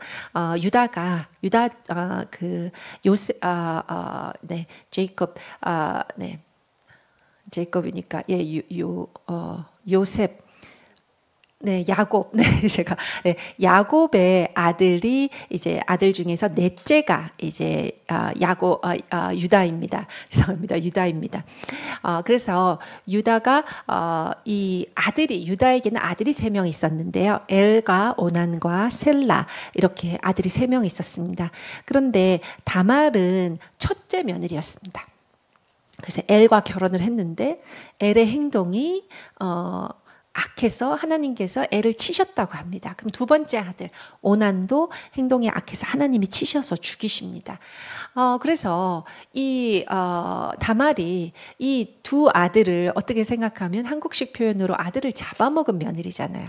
그러니까 그렇게 이제 유다가 생각이 되는 거예요. 첫 번째 아들도 죽어 성관계를 하다가 이 다말과 성관계 하려고 하다가 죽고 둘째 아들도 죽고 그러니까 유다가 걱정이 됐던 거예요. 그래가지고 나는 그 세 번째 아들의 이제 풍습으로 이 다말이 세 번째 아들과 다시 이렇게 합방을 해가지고 첫째 아들 엘의 이 자손을 이어줘야 되는데 이 유다가 아무리 생각해도 막내 아들 셀라까지 죽을 것 같은 거예요. 그래서 셀라가 아직 어리니까 집에 가 있어 이렇게 합니다.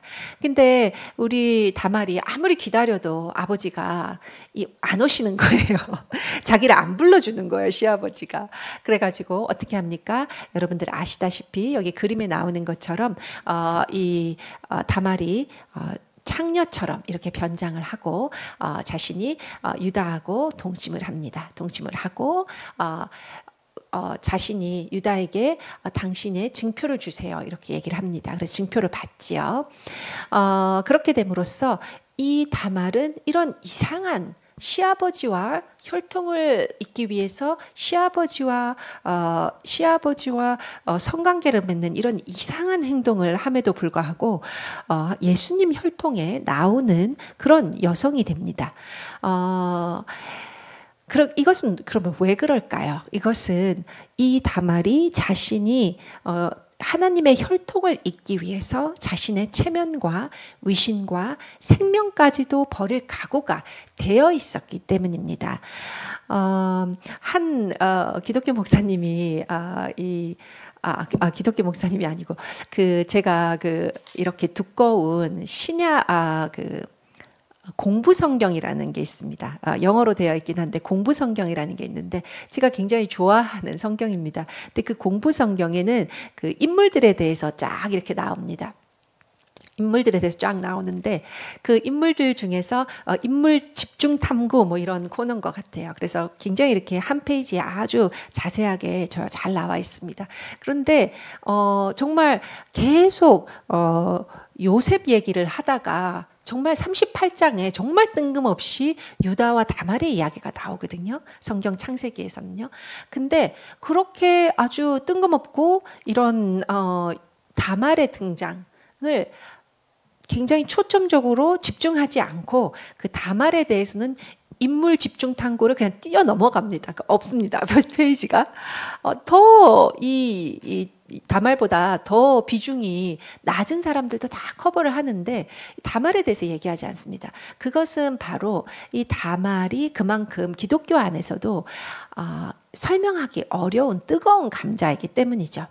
그런데 참 아버님께서는 이 다말을 이해하면 나를 이해할 수 있다. 이 말이 무슨 말씀이십니까? 참 아버님께서는 자신이 하나님의 혈통을 잇기 위해서 자신의 체면, 위신, 생명까지도 다 버렸다라고 우리가 볼 수 있습니다. 그러한 관점에서 우리가 육마리아를 볼 수 있는 것이죠.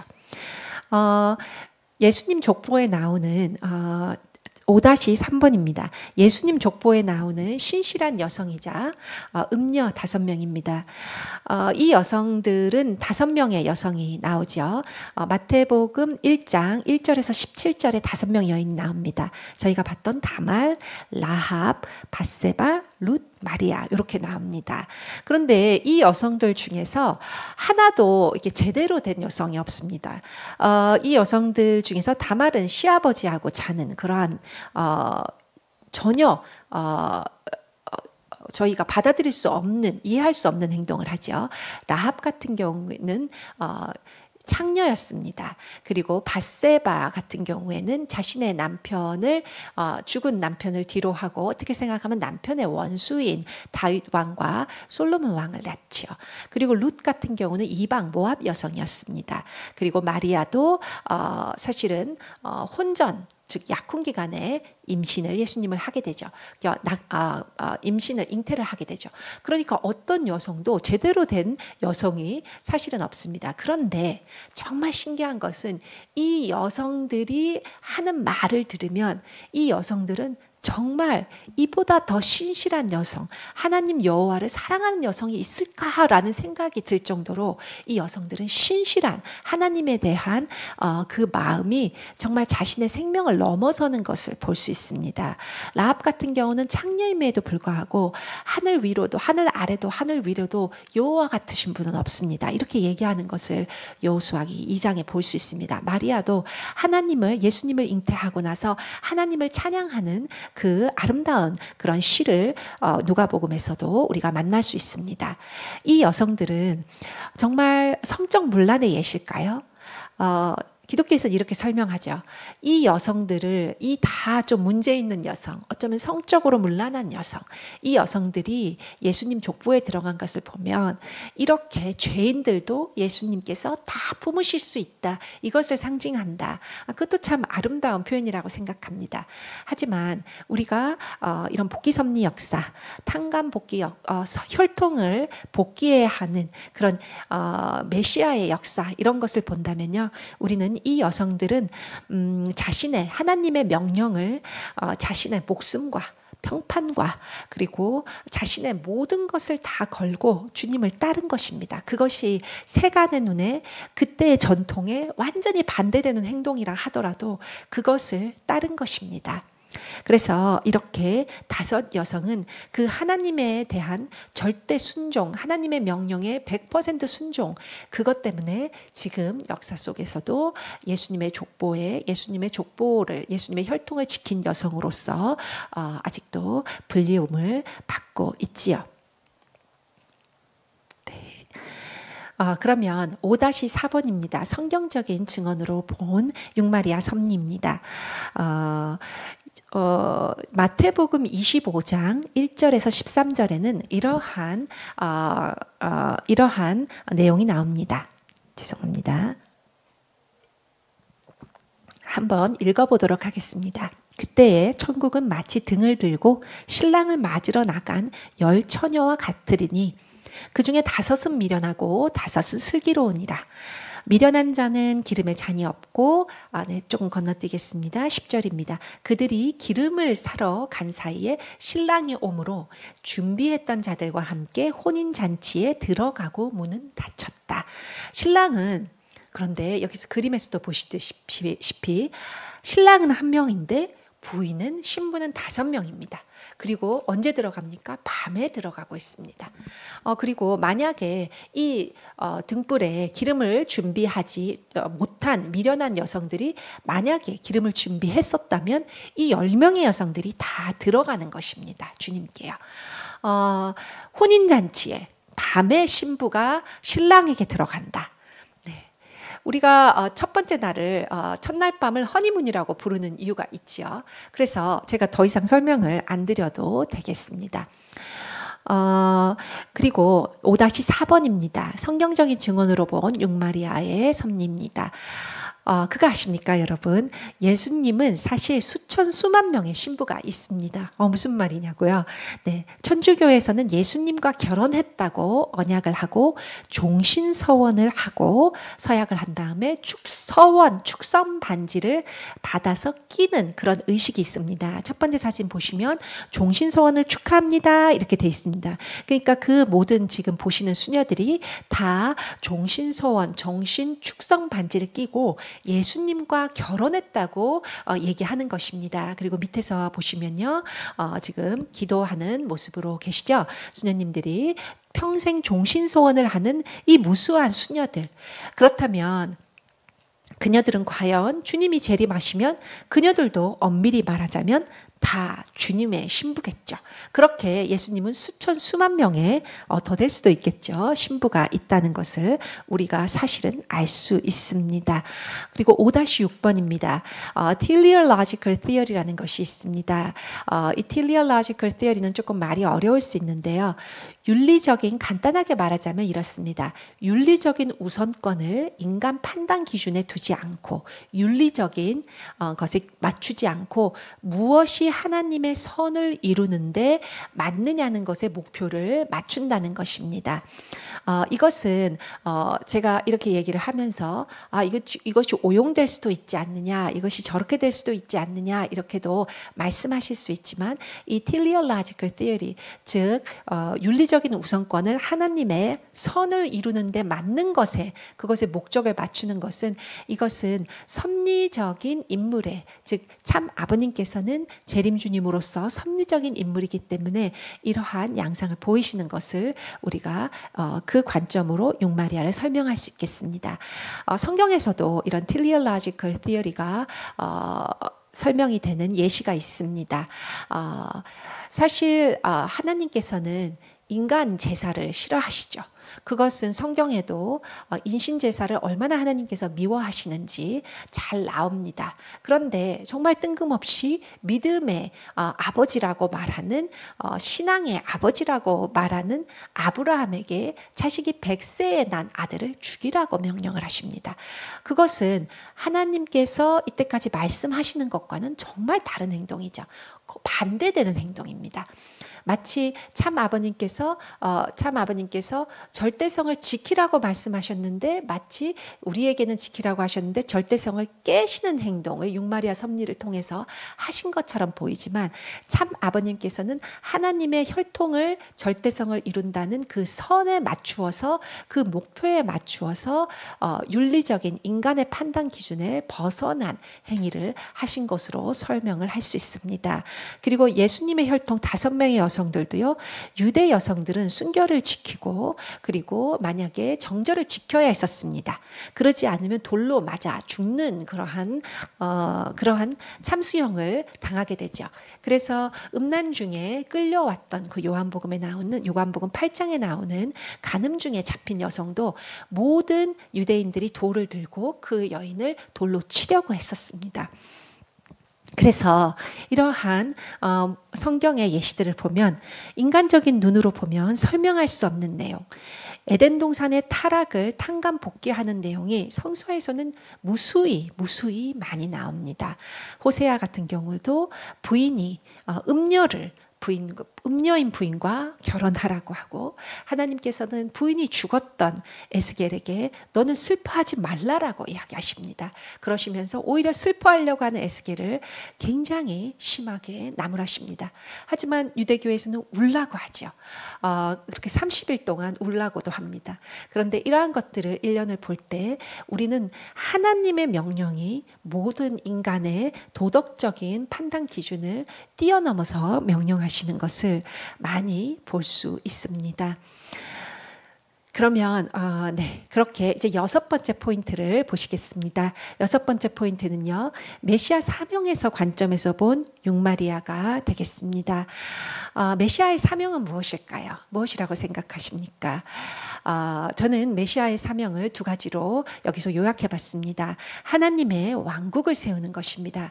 왕국이라는 것은 왕이 있지요. 왕이 있다는 것은 다음 이어지는 왕이 있다는 것입니다. 그래서 절대성을 통한 혈통이 반드시 필요한 것이 왕국을 만드는 것입니다. 그리고 2번째 메시아의 사명은요, 타락한 혈통을 복귀해서 참 혈통을 세우기 위해서 세우는 것입니다. 그래서 그런 과정을 참 혈통, 즉 절대성을 세우는 것입니다. 타락이 성적인 타락이었기 때문에, 에덴 동산에서 천사장과 해와의 타락이었기 때문에 복귀도 성적 반대 경로를 통해서 해야 합니다. 그렇기 때문에 타락은 혈통을 잘못 이어받은 것이기 때문에 혈통을 반대 경로로 감으로써 복귀해야 합니다. 요한복음 8장 44절에는 이렇게 말하죠. 너희는 너희 아비 마귀에서 태어났다라고 얘기하면서 우리의 혈통이 사탄 마귀하고 연결되어 있다라고 얘기합니다. 그렇기 때문에 우리는 선악과가 그냥 과일이 아니라 과일을 먹었다고 해서 나의 아비가 사탄이 되지는 않죠. 이것은 혈통적인 것이라는 것을 이 요한복음 8장 44절에는 보여줍니다. 참 아버님의 메시아 미션은 하나님의 혈통을 남기는 것입니다. 그래서 인간을 감동시키거나 인간을 모두 다 설득하거나 그것이 참 아버님의 미션이 아닙니다. 참 아버님의 미션은 하나님의 뜻인 3대 축복을 지상에 완성하는 것입니다.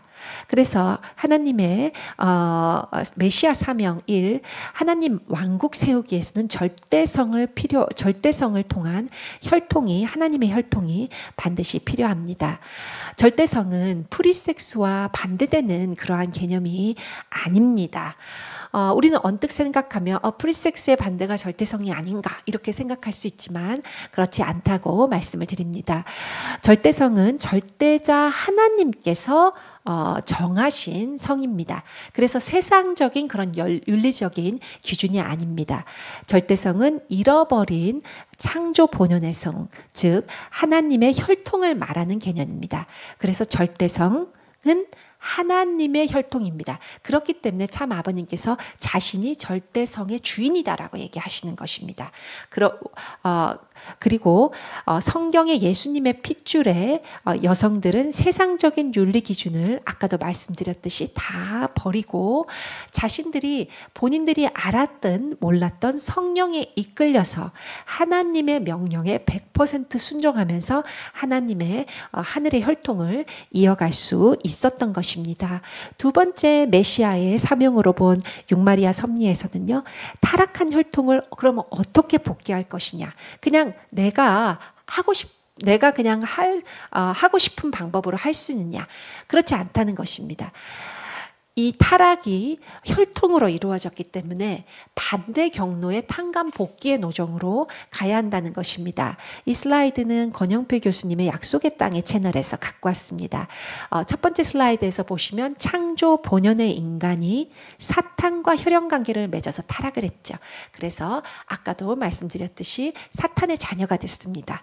그런데 그런 타락한 인간이 복귀된 자녀로 되려면 어떻게 해야 되나요? 메시아 하늘의 혈통을 이어받아야 됩니다. 중생을 해야 됩니다. 그렇게 참 아버님께서는 그렇게 하심으로써 육마리아 섭리를 하시게 되는데요. 타락한 인간의 혈통은 그래서 그냥 없어지는 것이 아닙니다.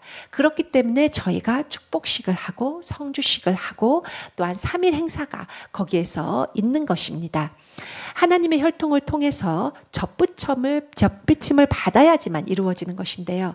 12부족의 혈통을 만드는 것이 메시아의 씨앗이 모든 여성을 복귀하는 것, 6,000년의 여성들의 역사를 축약한 여성들의 관계에 6개의 여러 가지 여자들의 포지션에서 장녀권, 장녀 차녀, 제 슬라이드에 보이시죠? 참 아내, 참 어머니, 참 할머니, 왕비, 그리스도의 신부. 이 6단계를 탕감하는 노정으로서 이 육마리아를 세우셨다라는 것을 제가 말씀을 드립니다. 그래서 다시 말씀을 드리지만 절대성이라는 것은 그냥 프리섹스에 반대되는 개념이 아니라 절대성이라는 것은 바로 하나님의 혈통이다. 그리고 그 하나님의 혈통, 즉 절대성의 주인이 참 아버님이시다. 이것을 다시 한번 말씀을 드립니다. 그리고 그렇게 모든 여성들은 혈통 탕감 복귀를 위해서 육마리아는 모든 여성의 탕감 복귀를 하기 위해서 육마리아는 재림 주님이 반드시 거쳐야 하는 과정이었습니다. 하지만 이 길은 재림 메시아가 걸으셨기 때문에 참 아버님께서 이 복귀의 노정을 끝내셨기 때문에 다른 사람들이 더 이상 반복해서 할 필요가 없는 것입니다. 그렇게 참 아버님께서는 저희에게 축복이라는 참 축복이라는 하나님의 혈통을 이어받는 하나님의 혈통의 접붙임을 받는 축복을 저희에게 주신 것입니다. 참 아버님의 재림 메시아의 승리권 위에서 3일 행사의 의식을 통해서 타락한 혈통이 복귀돼서 인류가 한 남자 한 여성의 절대성 이상으로 갈 수 있게 된 것입니다. 3000년 전에 그 나두 향유를 예수님의 머리와 발에 이렇게 뿌린 여성이 있지요. 그래서 자신의 머리털로 그 3천만 원이라는 데는 한 병에 얼마나 되나요? 한 요 정도 될까요? 병에 그 정도 되는 값비싼 나드 향유를 3천만 원 정도, 지금 시가로는 3천만 원 정도 한다고 하는데요. 그런 나드 향유를 붓고 예수님의 발에 부어서 머리털로 닦던 베다니의 마리아.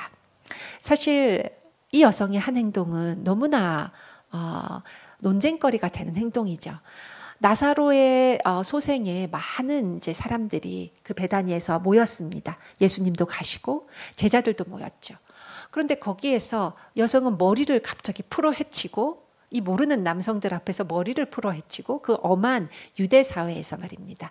자신의 머리로 예수님의 머리털로 예수님의 발을 닦으면은 자신은 완전히 몸을 굽혀서 그렇게 해야 하는데 그것은 굉장히 여성으로서는 당시의 유대 여성으로서는 수치스러운 행동이 될 수 있습니다.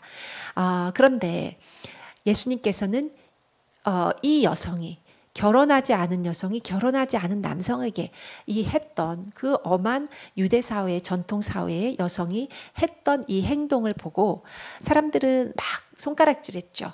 저렇게 비싼 걸 왜 저렇게 합니까? 이렇게 그리고 지금 생각해봐도 남성들만 있는 곳에서 저 여성이 무엇을 하는 것인가? 이상한 행동이죠.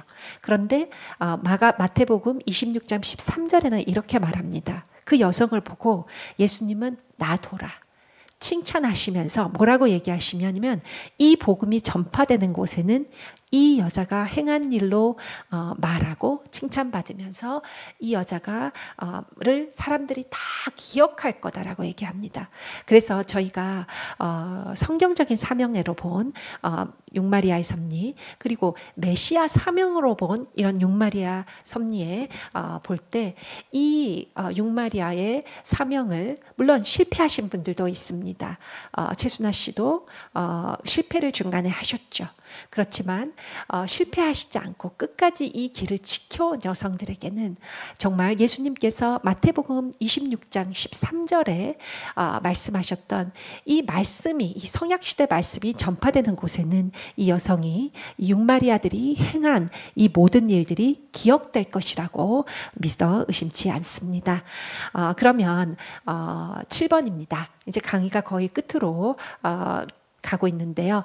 7번째는 그러면 육마리아의 비극이라는 이 저자, 육마리아라는 단어가 이렇게 많이 나오게 된 그 사람이 바로 박정아 씨입니다. 이 육마리아의 비극의 저자가 사실은 그 여러 가지 불순한 의도, 책을 쓴 불순한 의도가 있었습니다. 그러면 그것을 우리가 누구의 입으로 들어보면 될까요? 바로 박정아 씨 그 사람의 본인의 간증을 했던 것을 그 사람의 입으로 들어보면 가장 정확하지 않을까라고 생각을 합니다. 박정아 씨는 교회 초대 멤버였습니다. 북한에서 전도돼서 아버님을 남한까지 그 피난 시대에 같이 따라왔습니다. 그는 평생 참 아버님을 배신했다, 회심했다를 반복했습니다. 그래서 육마리아의 비극이라는 그 책의 요점을 한번 볼까요? 이렇게 되어 있습니다. 뭐 여러 가지 인물들이 많이 나오지만 결국은 이런 요점이 아닐까요? 문선명은 사탄이고 배교자다. 그는 많은 처녀들과 처녀 신도들과 섹스를 하고 부녀자들을 유린하고 가정을 파괴시켰다. 네, 이게 골자가 아닐까 합니다. 하지만 여러분, 제가 이때까지도 얘기했지만 이것은 진짠가요? 당시 책을 쓴 그 당사자의 말을 한번 빌려서 한번 들어보도록 하겠습니다. 네. 박정아 씨는 아까도 말씀드렸지만 회심과 배교를 반복했다고 말씀을 드렸습니다. 지금 제가 가지고 온 박정아 씨의 발언은 바로 육마리아의 비극 저자가 그 책만 아니라 나는 배교자입니다 라는 책도 동시에 썼습니다. 그리고 1995년 11월 18일 일본 동경협회 본부에서 간증을 나는 배교자입니다 라는 간증을 했습니다. 그러면 그 부분을 한번 읽어보도록 하겠습니다. 조금 빨리 읽도록 하겠습니다. 나는 내 인생이 거의 끝나고 있음을 알 수 있습니다. 그래서 나는 모든 용기를 모아서 나는 배교자입니다 라는 간증을 합니다. 이것은 마치 내가 나의 마지막 유언과도 같습니다. 내가 육마리아 비극을 썼을 때 저는 문선명 선생님께서 이미 나를 배신했다고 느꼈습니다. 문선명 선생님만 생각만 해도 밤에 자다가 벌떡 일어나 도끼를 들고 선생님의 머리를 깨트려 버리고 싶다고까지 생각했습니다. 중략입니다. 여러분들은 제가 제린 메시아를 죽이고 싶다라는 그러한 가능성을 생각한다는 자체에 놀랄 수도 있을 것입니다. 하지만 그때는 제가 원리를 잘 깨닫지 못했습니다. 제 마음은 외롭고 또 가난에 시달렸습니다. 저는 버림받은 것 같았고 배신당했다고 느꼈습니다. 그래서 나는 참 아버님을 죽이고 나도 죽여야겠다라고 생각을 했다고 합니다. 그리고 협회본부에 가서 한국 협회본부에 가서 폭탄을 던져야겠다라고 생각했다고 합니다. 제가 이런 상태에 있을 때 원덕 씨가 저를 많이 도와주었습니다. 제가 절망에 빠지고 있을 때 그는 그의 여동생을 나에게 소개시켜 주었습니다. 이것은 축복 행사 시작 전이었습니다. 그런데 저는 경주 이후에 두 번째 실수를 하고 말았습니다. 여기서 실수라는 것은 성적인 그런 문제를 얘기하는 것 같습니다. 저는 제 잘못을 보려고 하지 않았습니다. 그 대신 이 모든 것은 참 아버님이 나를 버렸기 때문이다라고 생각했습니다. 나는 하나님이 나를 하나님의 뜻을 배신하도록 이렇게 강제로 만들었다고 생각했습니다. 이것이 박정아 씨의 지금 말입니다. 제 마음은 문선명 선생님의 원망으로 가득했습니다. 그리고 또한 저는 육마리아 비극을 책을 쓰면 큰 돈을 주겠다는 유혹을 받았습니다. 그래서 당시 누구인지는 모르겠지만 참 아버님을 모함하고 음해하는 책을 쓰면 돈을 많이 주겠다. 너 지금 가난하잖아. 지금 힘들잖아. 돈 줄게. 써 라고 얘기를 해서 이 책을 썼다는 것입니다. 저는 세상에서 가장 나쁜 일을 하면서 내 이름을 역사에 남기고자 했지만 지금은 내가 했던 모든 일을 회개하고 참 아버님께 돌아가기를 바란다 이렇게 썼습니다. 사람들이 또한 저를 생각할 때 저의 큰 실수뿐만 아니라 저를 따뜻한 사랑으로 생각해 주시기를 바란다고 이렇게 썼습니다. 나 같은 배교자도 여러분들이 너무 따뜻하게 맞아주신 것을 보았습니다. 일본 식구들 중에서도 정말 나쁜 악을 행했던 식구들이 있다면 하나님 앞에 배교적인 행동을 했더라도 저보다 더 나쁜 행동을 한 사람은 없을 거라고 생각합니다. 하나님께서 제가 돌아올 수 있도록 방법을 만들어 주신 것처럼 일본 교회를 배교자로 떠났던 어떤 분들도 다시 돌아오고 싶다면 반드시 돌아올 수 있다는 것을 간증한다고 박정아 씨가 얘기합니다. 그러면서 여기를 얘기하세요. 저는 여기를 보면서 박정아 씨의 회심했을 때 아름다운 모습을 볼 수 있다고 생각하는데요. 이렇게 말씀하시네요. 한번 저를 보십시오. 제 얼굴을 보십시오. 저는 83살입니다. 그러나 제 마음은, 제 얼굴은 마치 젊은 청년과 같습니다. 제가 제 마음속에 미움과 한을 다 버리자 제 마음에는 하나님의 은혜로 가득 찼습니다. 저는 어떤 때보다 행복합니다. 이렇게 되어 있습니다. 중략하고 끝인데요. 이 부분은 박정아 씨가 일본말로 간증을 했던 것을 영어로 번역했고 그리고 제가 최종적으로 한국말로 다시 번역을 했습니다. 그래서 정확한 표현들은 좀 다를 수 있지만 전체적인 내용의 맥락은 같다고 생각합니다. 안타깝게도 박정아 씨는 육마리아의 비극을 쓴 후 이렇게 자신이 내 얼굴을 보십시오. 저는 은혜로 넘칩니다. 이렇게 얘기했으면서 자신의 나는 배교자입니다라고 회심을 했다가 또 다시 교회를 나가는 그러한 배교를 했습니다. 참 안타까운 일이죠. 하지만 여러분들이 보시다시피 이 박정아 씨가 책을 썼던 의도 그리고 또 자신이 회심을 했을 때 얼마나 아버님에 대한 사랑이 넘쳤는지 그리고 얼마나 기쁘게 보이시는지 그 모습을 보시면서 이것은 여러분들이 박정아 씨가 말이 사실인지 아닌지는 여러분의 판단에 맡기도록 하겠습니다. 한간에서는 박정아 씨가 이렇게 된 것은 박보희 씨와의 관계에서 아버님께서 박보희 씨, 그때는 이제 그 육군 중령 의 자리에 있었던 박보희 씨는 영어도 능통하시고 일본말도 능통하셨죠. 그런 박보희 씨를 청거하셔서 참 아버님의 측근 보좌관으로 사용하고, 그리고 박정아 씨가 그 자리에 밀리게 되면서 참 아버님께로부터 사랑의 감소감을 느끼게 되고, 그리고 그런 문제에 의해서 교회를 멀리하게 되고 이렇게 어려운 자리까지 가게 된 것이 아니냐라는 말을 하는 것도 들었습니다. 좀 긴 시간 계속 얘기하고 있는데요. 어떤 분들은 이렇게 다시 얘기하실 것 같습니다. 나는 뭐라고 당신이 얘기를 해도 참 아버님의 육마리아를 상식적으로 도덕적으로 이해할 수 없다. 난 정말 이거 용납할 수 없다. 이해할 수 없다. 어떻게 생각하냐? 아직도 이렇게 생각되시는 분들이 있을 수 있을 것 같습니다. 네, 정말 마음의 갈등과 또한 시험이 오면 정말 이럴 수 있다고 생각합니다. 제가 아버님이 정말 아버지 너무 건강하시니까 기뻐요라고 말하는 이대왕님이 정말 아니 남편이 저렇게 부인이 맞았는데 어떻게 저럴 수 있어라고 정말 그 생각이 들었을 때 저도 그 왜 그런 마음이 들었는지 이해할 수 없지만 그때 제가 정말 내가 시험에 들었었구나. 그렇게 정말 생각이 되는데요. 근데 정말 섭섭한 마음이 들면 아버님의 이런 것들을 이해할 수 없고 이것이 시험으로 다가오고 그리고 어두움으로 다가오는 것이 충분히 저도 이해할 수 있습니다. 그래서 제가 마지막 포인트를 여러분들께 이야기하려고 합니다. 저는 아버님께서 고난 속에 보여주신 참 아버님의 성품을 이야기하고 싶습니다. 빅터 프랭클이라는 사람은요, 이제 유대 정신과 의사였습니다. 그래서 근데 이분은 1942년에서 1945년 동안 그 유대인 강제 수용소 나치하에서 감금이 돼서 거기에서 노역을 하는 것을 하게 됩니다. 그래서 빅터 프랭클이 겪었던 그 시대와 그래서 삶의 의미를 찾아서라는 책을 펴내게 되죠. 근데 그 당시에 그 자신이 강제 수용소에서 겪었던 그 배경이 참 아버님의 흥남 노무자 형무소 1948년에서 50년까지 겪으셨던 그 상황과 물론 다른 나라, 다른 언어, 다른 민족이지만 참으로 비슷합니다. 그래서 이 빅터 프랭클의 삶의 의미를 찾아서를 안 읽어보신 분들은 한번 꼭 읽어보시기를 바랍니다. 거기에서 참 아버님께서 겪으셨을 그런 많은 그 고통과 그리고 인간의 한계를 넘어선 그런 챌린지들을 많이 보실 수 있을 겁니다. 물론 저희는 이제 그래서 제가 이 말씀을 왜 드리냐면요. 인간은 사실은 좋을 때는 좋습니다. 그런데 인간은 고난 속에서 자신의 본성이 드러납니다.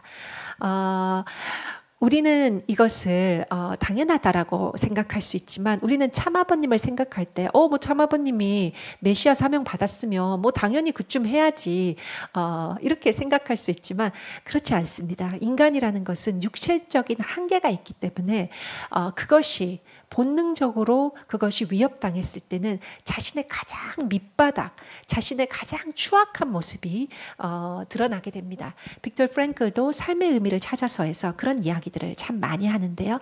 참 아버님께서는 한 번만 감옥에 가신 것이 아니라 6번의 옥고를 겪으시게 되죠. 그 6번의 옥고가 여기에서 적혀 있습니다.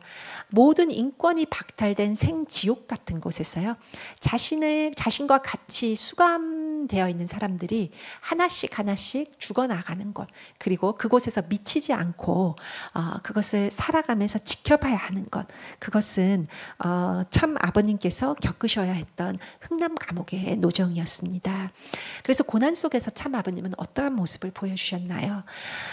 빅터 프랭클은 그렇게 얘기를 합니다. 강제 노동 형무소에서 당해온 사람들은 2가지 부류가 있다고 합니다. 자기가 나중에 풀려나서도요, 자신의 삶을 귀중하게 여기고 살아가는 사람이 있는가 하면, 혹은 그 강제 수용소에서 있었던 PTSD 때문에 외상 후 증후군 때문에 미쳐서 자기가 자살하는 사람들도 다수가 된다고 합니다. 자기가 강제 수용소에서 나왔음에도 불구하고요. 일단 참 아버님께서 어떠한 모습을 그 옥중 생활 속에서 흥남 감옥에서 보여주셨나요? 아버님은 이때 20대의 청년이었습니다. 그럼에도 불구하고 참 아버님의 정말 어떠한 성품이신지를 우리가 알 수 있는데요. 참 아버님께서 최근에 이대학님께서도 많이 말씀하시는 고난 속에서 참 아버님은 3번의 그런 비행기 고문으로 돌아가시는 그러한 3번의 것을 겪으시면서도 그 고문자를 저주하지 않으시고 참 하나님 예수님께서 십자가에 달리셨을 때 그들을 용서하라고 하신 것처럼 참 아버님께서도 그 고문자를 위해서 기도하셨다고, 그리고 하나님을 오히려 위로하셨다고 말씀을 하셨습니다. 그리고 또한 흥남 감옥의 친구 애국 열사 김인호 씨는 교회 식구님이 아니시죠. 이분은 서울로 오는 길이라는 자신의 자서전 같은 그런 책에서 참 아버님을 옥중 성자라고 자신의 책에서 간증하고 있습니다. 참 아버님께서는 복음을 전하기 위해서 죽을 사지를 넘기셨습니다. 죽음의 자리를 몇 번을 넘기셨습니다. 이렇게 많은 죽음의 자리를 넘기게 되면 사람들은 대부분 포기하지요. 하나님, 정말 하나님의 명 받아서 평양 갔는데 어떻게 저한테 흥남 감옥이라는 고난을 주십니까? 하나님께 따질 만도 한데 아버님께서는 그렇게 하지 않으셨다고 하시죠. 하나님의 한해 역사를 생각하시면서 아버님께서는 그 길을 흥남 감옥의 고난을 묵묵히 받아들이시고, 그리고 흥남 감옥에 같이 있었던 그런 사람들조차도 참 아버님께서 어떠한 생활을, 어떤 모범적인 생활을 하셨는지를 간증을 하고 있습니다. 그래서 참 아버님께서 그런데 그런 참 아버님이 20대의 청년으로서 이렇게 죽을 사지를 겪으시면서 하나님의 뜻을, 복음을 전파하시겠다고 하셨던 아버님께서 과연 자신의 성욕 때문에 육마리아를 드렸다고 생각하십니까? 저는 그렇게 생각하지 않습니다. 한번 제가 이제 이런 기도를 한 적이 있습니다. 아마 그 찬양 연습 때문에 교회에 운전하고 갔던 길이었던 것 같아요. 펜실베니아에서. 그때 이제 십자가라는 찬양을 준비를 하고 있었습니다. 하나님, 예수님은 이렇게 십자가에 걸리셨는데 아버님은 언제 십자가를 지셨어요? 만개의 십자가를 지셨다고 말씀하셨는데 언제 만개의 십자가를 지셨어요? 제가 이렇게 여쭤봤습니다. 영적으로 이제 마음으로 여쭤봤는데요. 그때 참 아버님께서 영적으로 대답을 주셨어요. 바로 뭐라고 대답을 주셨냐면, 내가 흥남 감옥에서 졌던 그 질소 비료, 살이 타들어가던 그 질소 비료 한 푸대 한 푸대가 바로 만개의 십자가였다, 이렇게 말씀을 주시더라고요. 근데 그때 제가 정말 성령님이 임하셔서 참 아버님의 그 답을 듣고 그 교회 가던 길에 길가에서 차를 세우고 핸들을 붙잡고 막 참 아버님의 말씀을 듣고 이게 제 울음이 아니었던 것 같아요. 그때 복받쳐서 그때 울었던 그런 생각이 그때 기억이 있습니다. 그렇게 저는 기도로 이 문제에서 이 문제에 대해서도 저도 나름대로 많이 고민하면서 기도로 이 문제에 대해서 답을 여러분들 받았습니다. 참 아버님께서는 그렇게 우리를 위해서 목숨을 버리시고, 그리고 우리가 이로써 참 아버님께서 우리를 얼마나 사랑하는지를 우리에게 알게 하셨다는 것을 기도로 답을 받았습니다. 이런 여러 가지 제가 말씀드렸던 8가지의 사실과 증언으로 볼 때 육마리아는 재림주님의 혈통 복귀와 왕권 수립이라는 섭리적인 사명의 관점으로 보아야 한다는 그런 결론을 여러분들에게 내립니다. 여러분들 한번 생각해 보세요. 어떤 중독의 패턴이 있는 사람들은요, 좋은 것, 즉 중독자가 중독된 것, 그러니까 마약을 하는 사람이면 마약이고 뭐 술을 좋아하는 사람은 술 중독이면 술이고, 이런 것들을요 어떠한 변명과 구실을 다 끌어들여서 계속합니다. 그리고 그걸 끊으려고 누가 하면 난동을 부립니다. 난리를 칩니다. 하지만 여러분들, 아버님 한번 인생을 보세요. 아버님이 살아오신 인생을, 그 90성상을 쭉 한번 보세요, 여러분. 참 아버님은 서대문 형무소, 덴버리 감옥, 다 참 아버님께서 복음을 전하시기 위해서 가신 노정이었습니다. 그렇게 절대 사랑, 절대 신앙, 절대 복종을 하나님께 하신 삶이었습니다. 정말 참 아버님께서 성 중독자였다면요, 그렇게 하실 수가 없죠. 그냥 육마리아 섭리에는 침을 흘리고, 그리고 6번에 하나님께서 명하신 그 감옥의 옥고는 누가 뭐라 해도 피하고 거부하셨을 겁니다. 그리고 원망하셨을 거예요. 그런데 참 아버님은 그러시지 않았습니다. 참 아버님께서는 원리강론의 성약시대의 말씀을 가르치지 않으셨다면 참 아버님은 감옥에 가실 필요가 없죠. 네, 그렇게 또 참 아버님께서 덴버리에 가신 것도, 만약에 아버님이 감옥을 피하시기를 원하셨다면 그때 소장이 날라왔을 때 미국에서 왔기 때문에 아버님께서 미국에 들어오시지 않으셨으면 당시에 한국에 계셨던 참 아버님은 이 길을 가실 필요가 없었습니다. 그럼에도 불구하고 참 아버님께서는 미국으로 다시 들어오셔서 그 십자가를 지십니다. 왜냐하면 그렇게 하지 않으면 내가 미국에서 말씀을 미국 청년들에게, 또 미국 사람들에게, 미국 국민들에게 복음을, 성약시대의 복음을 전파할 수 없기 때문에 아버님께서는 그렇게 하셨습니다. 그리고 아버님은 자신은 결백하다라는 것을 아셨기 때문이죠.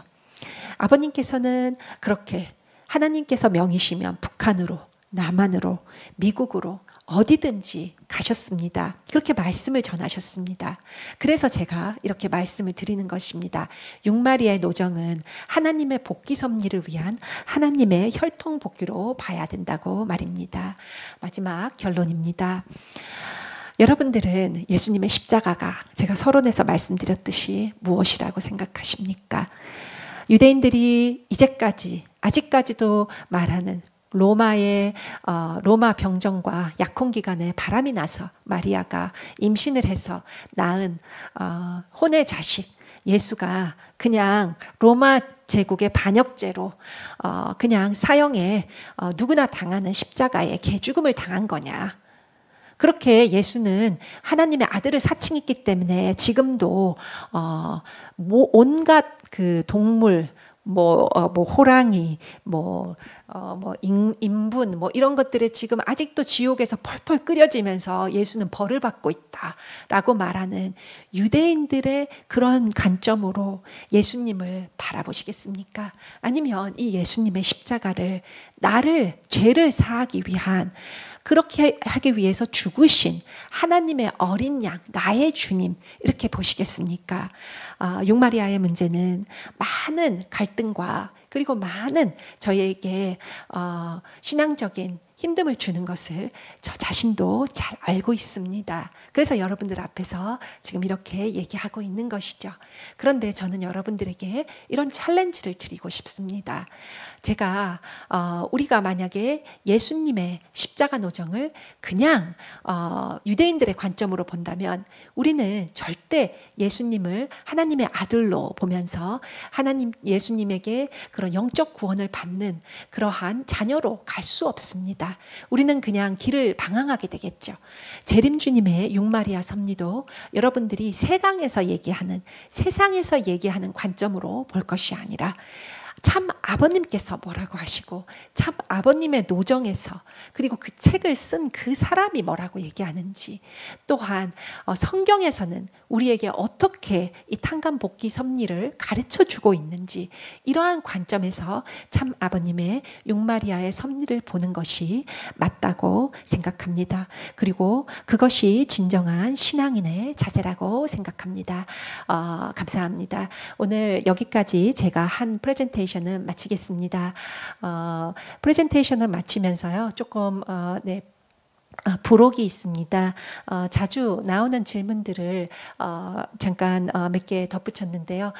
지금 사정상 이렇게 여러분들과 직접 마주하면서 하지 못하고 여러분들이 지금 녹화한 것을 여러분들이 보고 계시는데요. 그래서 자주 나오는 질문들을 질의응답 부분을 제가 미리 좀 준비를 했습니다. 부족하지만 네 가지 질문 정도 답변을 하도록 하겠습니다. 자주 나오는 질문입니다. 1번, 다른 여성 신도들과 성관계를 맺은 정명석 JMS에도 이것은 하늘의 뜻이다 이렇게 말하는데 그것이 참 아버님은 육마리아의 섭리와 어떻게 다르다는 것이냐, 참 아버님도 그냥 하늘의 섭리라고 얘기하는 거 아니냐, 이렇게 질문이 나왔었습니다. 이 질문에 대해서는요, 제가 이렇게 말씀을 드리겠습니다. 아까도 제가 1번에서 얘기했듯이 정명석 씨는 성중독의 패턴이 있습니다. 그리고 성중독의 또 죄 번식의 흔적이 있습니다. 그리고 교세가 퍼져나가면서 아까도 말씀드렸듯이 그 사람의 성중독의 현상은 심화됩니다. 참 아버님은 그렇지 않습니다. 인생에서 성중독자의 패턴이 없으십니다. 그리고요, JMS에서 탈출해서 통일교회에 들어오셨던 분들의 간증을 보면요, 박재란 권사님이나 정 선생님이나 이런 분들의 간증을 보면 자신이 어떻게 JMS에서 참 아버님을 메시아로, 처음에 자신이 JMS가 메시아인 줄 알았는데 어떻게 참 아버님을 메시아 간증을 하게 됐냐, 제가 이렇게 여쭤봤을 때 이분들이 항상 자신들이 의심스러웠대요. 정명석 씨의 그 원리 강론은 너무 좋은데, 말씀은 신학은 너무 좋은데 왜 저 사람은 행실이 저렇지? 이렇게 항상 생각을 했답니다. 그런데 나중에 그 원리 강론 말씀이라고 하는 것이 참 아버님이 쓰신 것이라는 것을 나중에 알고 자기들이 너무 놀랬다고 얘기합니다. 그러면서 참 아버님의 원래 그 원리 강론의 주인은 참 아버님이시고, 그리고 참 아버님의 천성경을 읽으면서 참 아버님과 이렇게 혼독했대 만나면서 저분이 저렇게 사랑이 넘치시는 분이 주님이시구나 이렇게 하면서 자신들이 정말 감격하지 않을 수 없었다 이렇게 얘기를 하십니다. 그렇게 저희가 참 아버님과 이런 JMS 같은 사람들이 이건 하늘의 뜻이다 이렇게 얘기하는 것은 그렇게 저는 확실히 다르다고, 그리고 간증자들의 증언자들에 의해서도 확실히 다르다라고 말씀을 드리겠습니다. 두 번째 질문입니다. 왜 굳이 마리아라는 표현을 썼는가, 이런 질문이 있는데요. 그것은 마리아가 예수님의 어머니로서 원죄를 가진 타락한 여인이었습니다. 그렇지만 하나님께서 선택한 섭리적인 여인으로서 원죄 없는 예수님을 낳을 수 있었던 것은 마리아가 복귀된 입장에 있었기 때문입니다. 그래서 마리아가 원죄 없는 예수님을 낳을 수 있는 그 승리적인 조건에 세워졌기 때문이라는 거죠. 그래서 이 마리아를 육마리아라고 할 때는 이때는 복귀된 해와의 입장을 하는 것으로 말하는 것으로 알고 있습니다. 3번입니다. 이것도 아주 좀 많이 이야기가 되는 것인데요. 육마리아에도 다른 많은 여성들이 있었다고 들었다. 나는 그렇게 들었는데 왜 6명밖에 얘기를 하지 않느냐. 또 이렇게도 얘기하실 수 있겠습니다. 여러분 아십니까? 참 아버님께서는 재림주님으로서 참 신랑의 자리에 오셨습니다. 그래서 사실 모든 이 전 인류의 여성은 참 아버님의 여성들입니다. 그런데 참 아버님께서 그래서 사실 저희에게는 6마리아다, 60마리아다, 혹은 600마리아다 이렇게 하더라도 저희들에게는 그것이 크게 의미가 없다고 생각합니다. 참 아버님께서는 하나님의 본체로서 우리는 하나님 참 아버님의 허락을 받아야지 결혼을 할 수 있는 것입니다. 왜냐하면 참 아버님께서 하나님의 혈통을 이어받은 절대성의 주인이시기 때문입니다. 그것이 여러분들 축복 결혼인 것입니다. 그러나 참 아버님께서 이제 모든 여성들이 참 아버님의 여성들이지만 참 아버님께서는 3일 행사를 통해서 여성들을 복귀한 회와 남성들의 하나님의 아들의 자리에 세우시고 원죄 없는 축복 자녀를 낳을 수 있는 그런 자리에 세워주신 겁니다. 그래서 참 아버님께서 너희들은 절대성의 이상적인 축복 가정을 만들어라 라고 축복해 주신 겁니다. 네 번째 문제입니다. 제 강의를 들으시고 좀 희망이 있으셨을 수도 있겠어요. 교회에서 육마리아에 대해서 뭐 얘기하네. 그래 한번 들어보자. 들었는데 뭐 별게 없네. 또 이렇게도 생각하시는 분들도 있을 수 있습니다. 제가 아무리 설명을 해도 나는 당신이 아무리 설명해도 나는 참아버님 육마리아 상식적으로 도덕적으로 이해할 수 없다. 뭐 강의 들었지만 이해할 수 없다. 이렇게 말씀하시는 분들도 있을 것 같습니다. 그리고 저한테 그걸 어떻게 생각하냐라고 되물으실 수도 있습니다. 저는 이렇게 생각합니다. 아까도 결론에서도 말씀드렸듯이 세상의 눈으로 보면 예수님은 로마 정치 반역범, 음란한 데서 태어났고 12명의 제자도 다 버린 실패한 종교 지도자입니다. 그렇게 십자가에서 개죽음을 당한 그런 예수님이라고 혹자는 얘기하지요. 유대교에서는 그렇게 얘기합니다. 지금도 지옥의 똥물에서 끓여지고 있다고 얘기합니다. 그런데 우리가 예수님을 독생자로서 영적인 눈이 띄어져서 예수님께서 흠없는 어린 양으로서 십자가에 돌아간 것을 우리가 보려면요, 사실은 우리 영적인 눈이 띄어지지 않으면 예수님이 정말 하나님의 아들이고, 그리고 예수님께서 정말 나의 죄를 위해서 사해 주시기 위해서 십자가에 돌아가셨구나, 이것을 볼 수가 없습니다. 그건 영적인 눈이 띄어져야지만 볼 수 있습니다. 아마 많은 분들이 그런 경험을 하셨었을 것입니다. 그래서 제가 말씀드리는 것은요, 처음에 우리가 영적인 부분이 눈이 띄어지기 전에는 예수님의 십자가가 우리의 구원을 위해서 예수님께서 돌아가신 것이 믿어지지 않는 것처럼요, 육마리아의 섭리가 나에게 절대성을 상속해 주시고 축복 가정에 이상을 주시기 위해서 하신 거라는 것이 믿어지지 않을 수 있습니다. 영적 눈이 뜨이지 않으면 믿어지지 않으실 수 있습니다. 그럴 때는 저는 성숙한 신앙인이라면 우리가 불평과 그리고 비난과 그리고 섣부른 판단을 먼저 하는 것보다는 이것을 위해서 정말 진심으로 깊게 기도하시고, 그리고 과연 맞는 부분이 무엇인지 하나님께 구도하는 자세가, 성령님의 도움을 구하는 것이 진정한 신앙인의 자세가 아닌가 합니다. 나의 명철에 기대서 생각하지 않고 주님께서 진정으로 답을 주실 때까지 주님께서 진리의 문을 만약 그렇게 구하시는 분에게는 구하면 꼭 답을 얻으실 거라고, 그 진리의 문을 열어주실 것이라고 저는 믿어 의심치 않습니다. 오늘 강의 여기에서 마치도록 하겠습니다. 더 많은 분들이 회심하고 참부모님의 권한권으로 돌아올 수 있도록 기도하겠습니다. 감사합니다.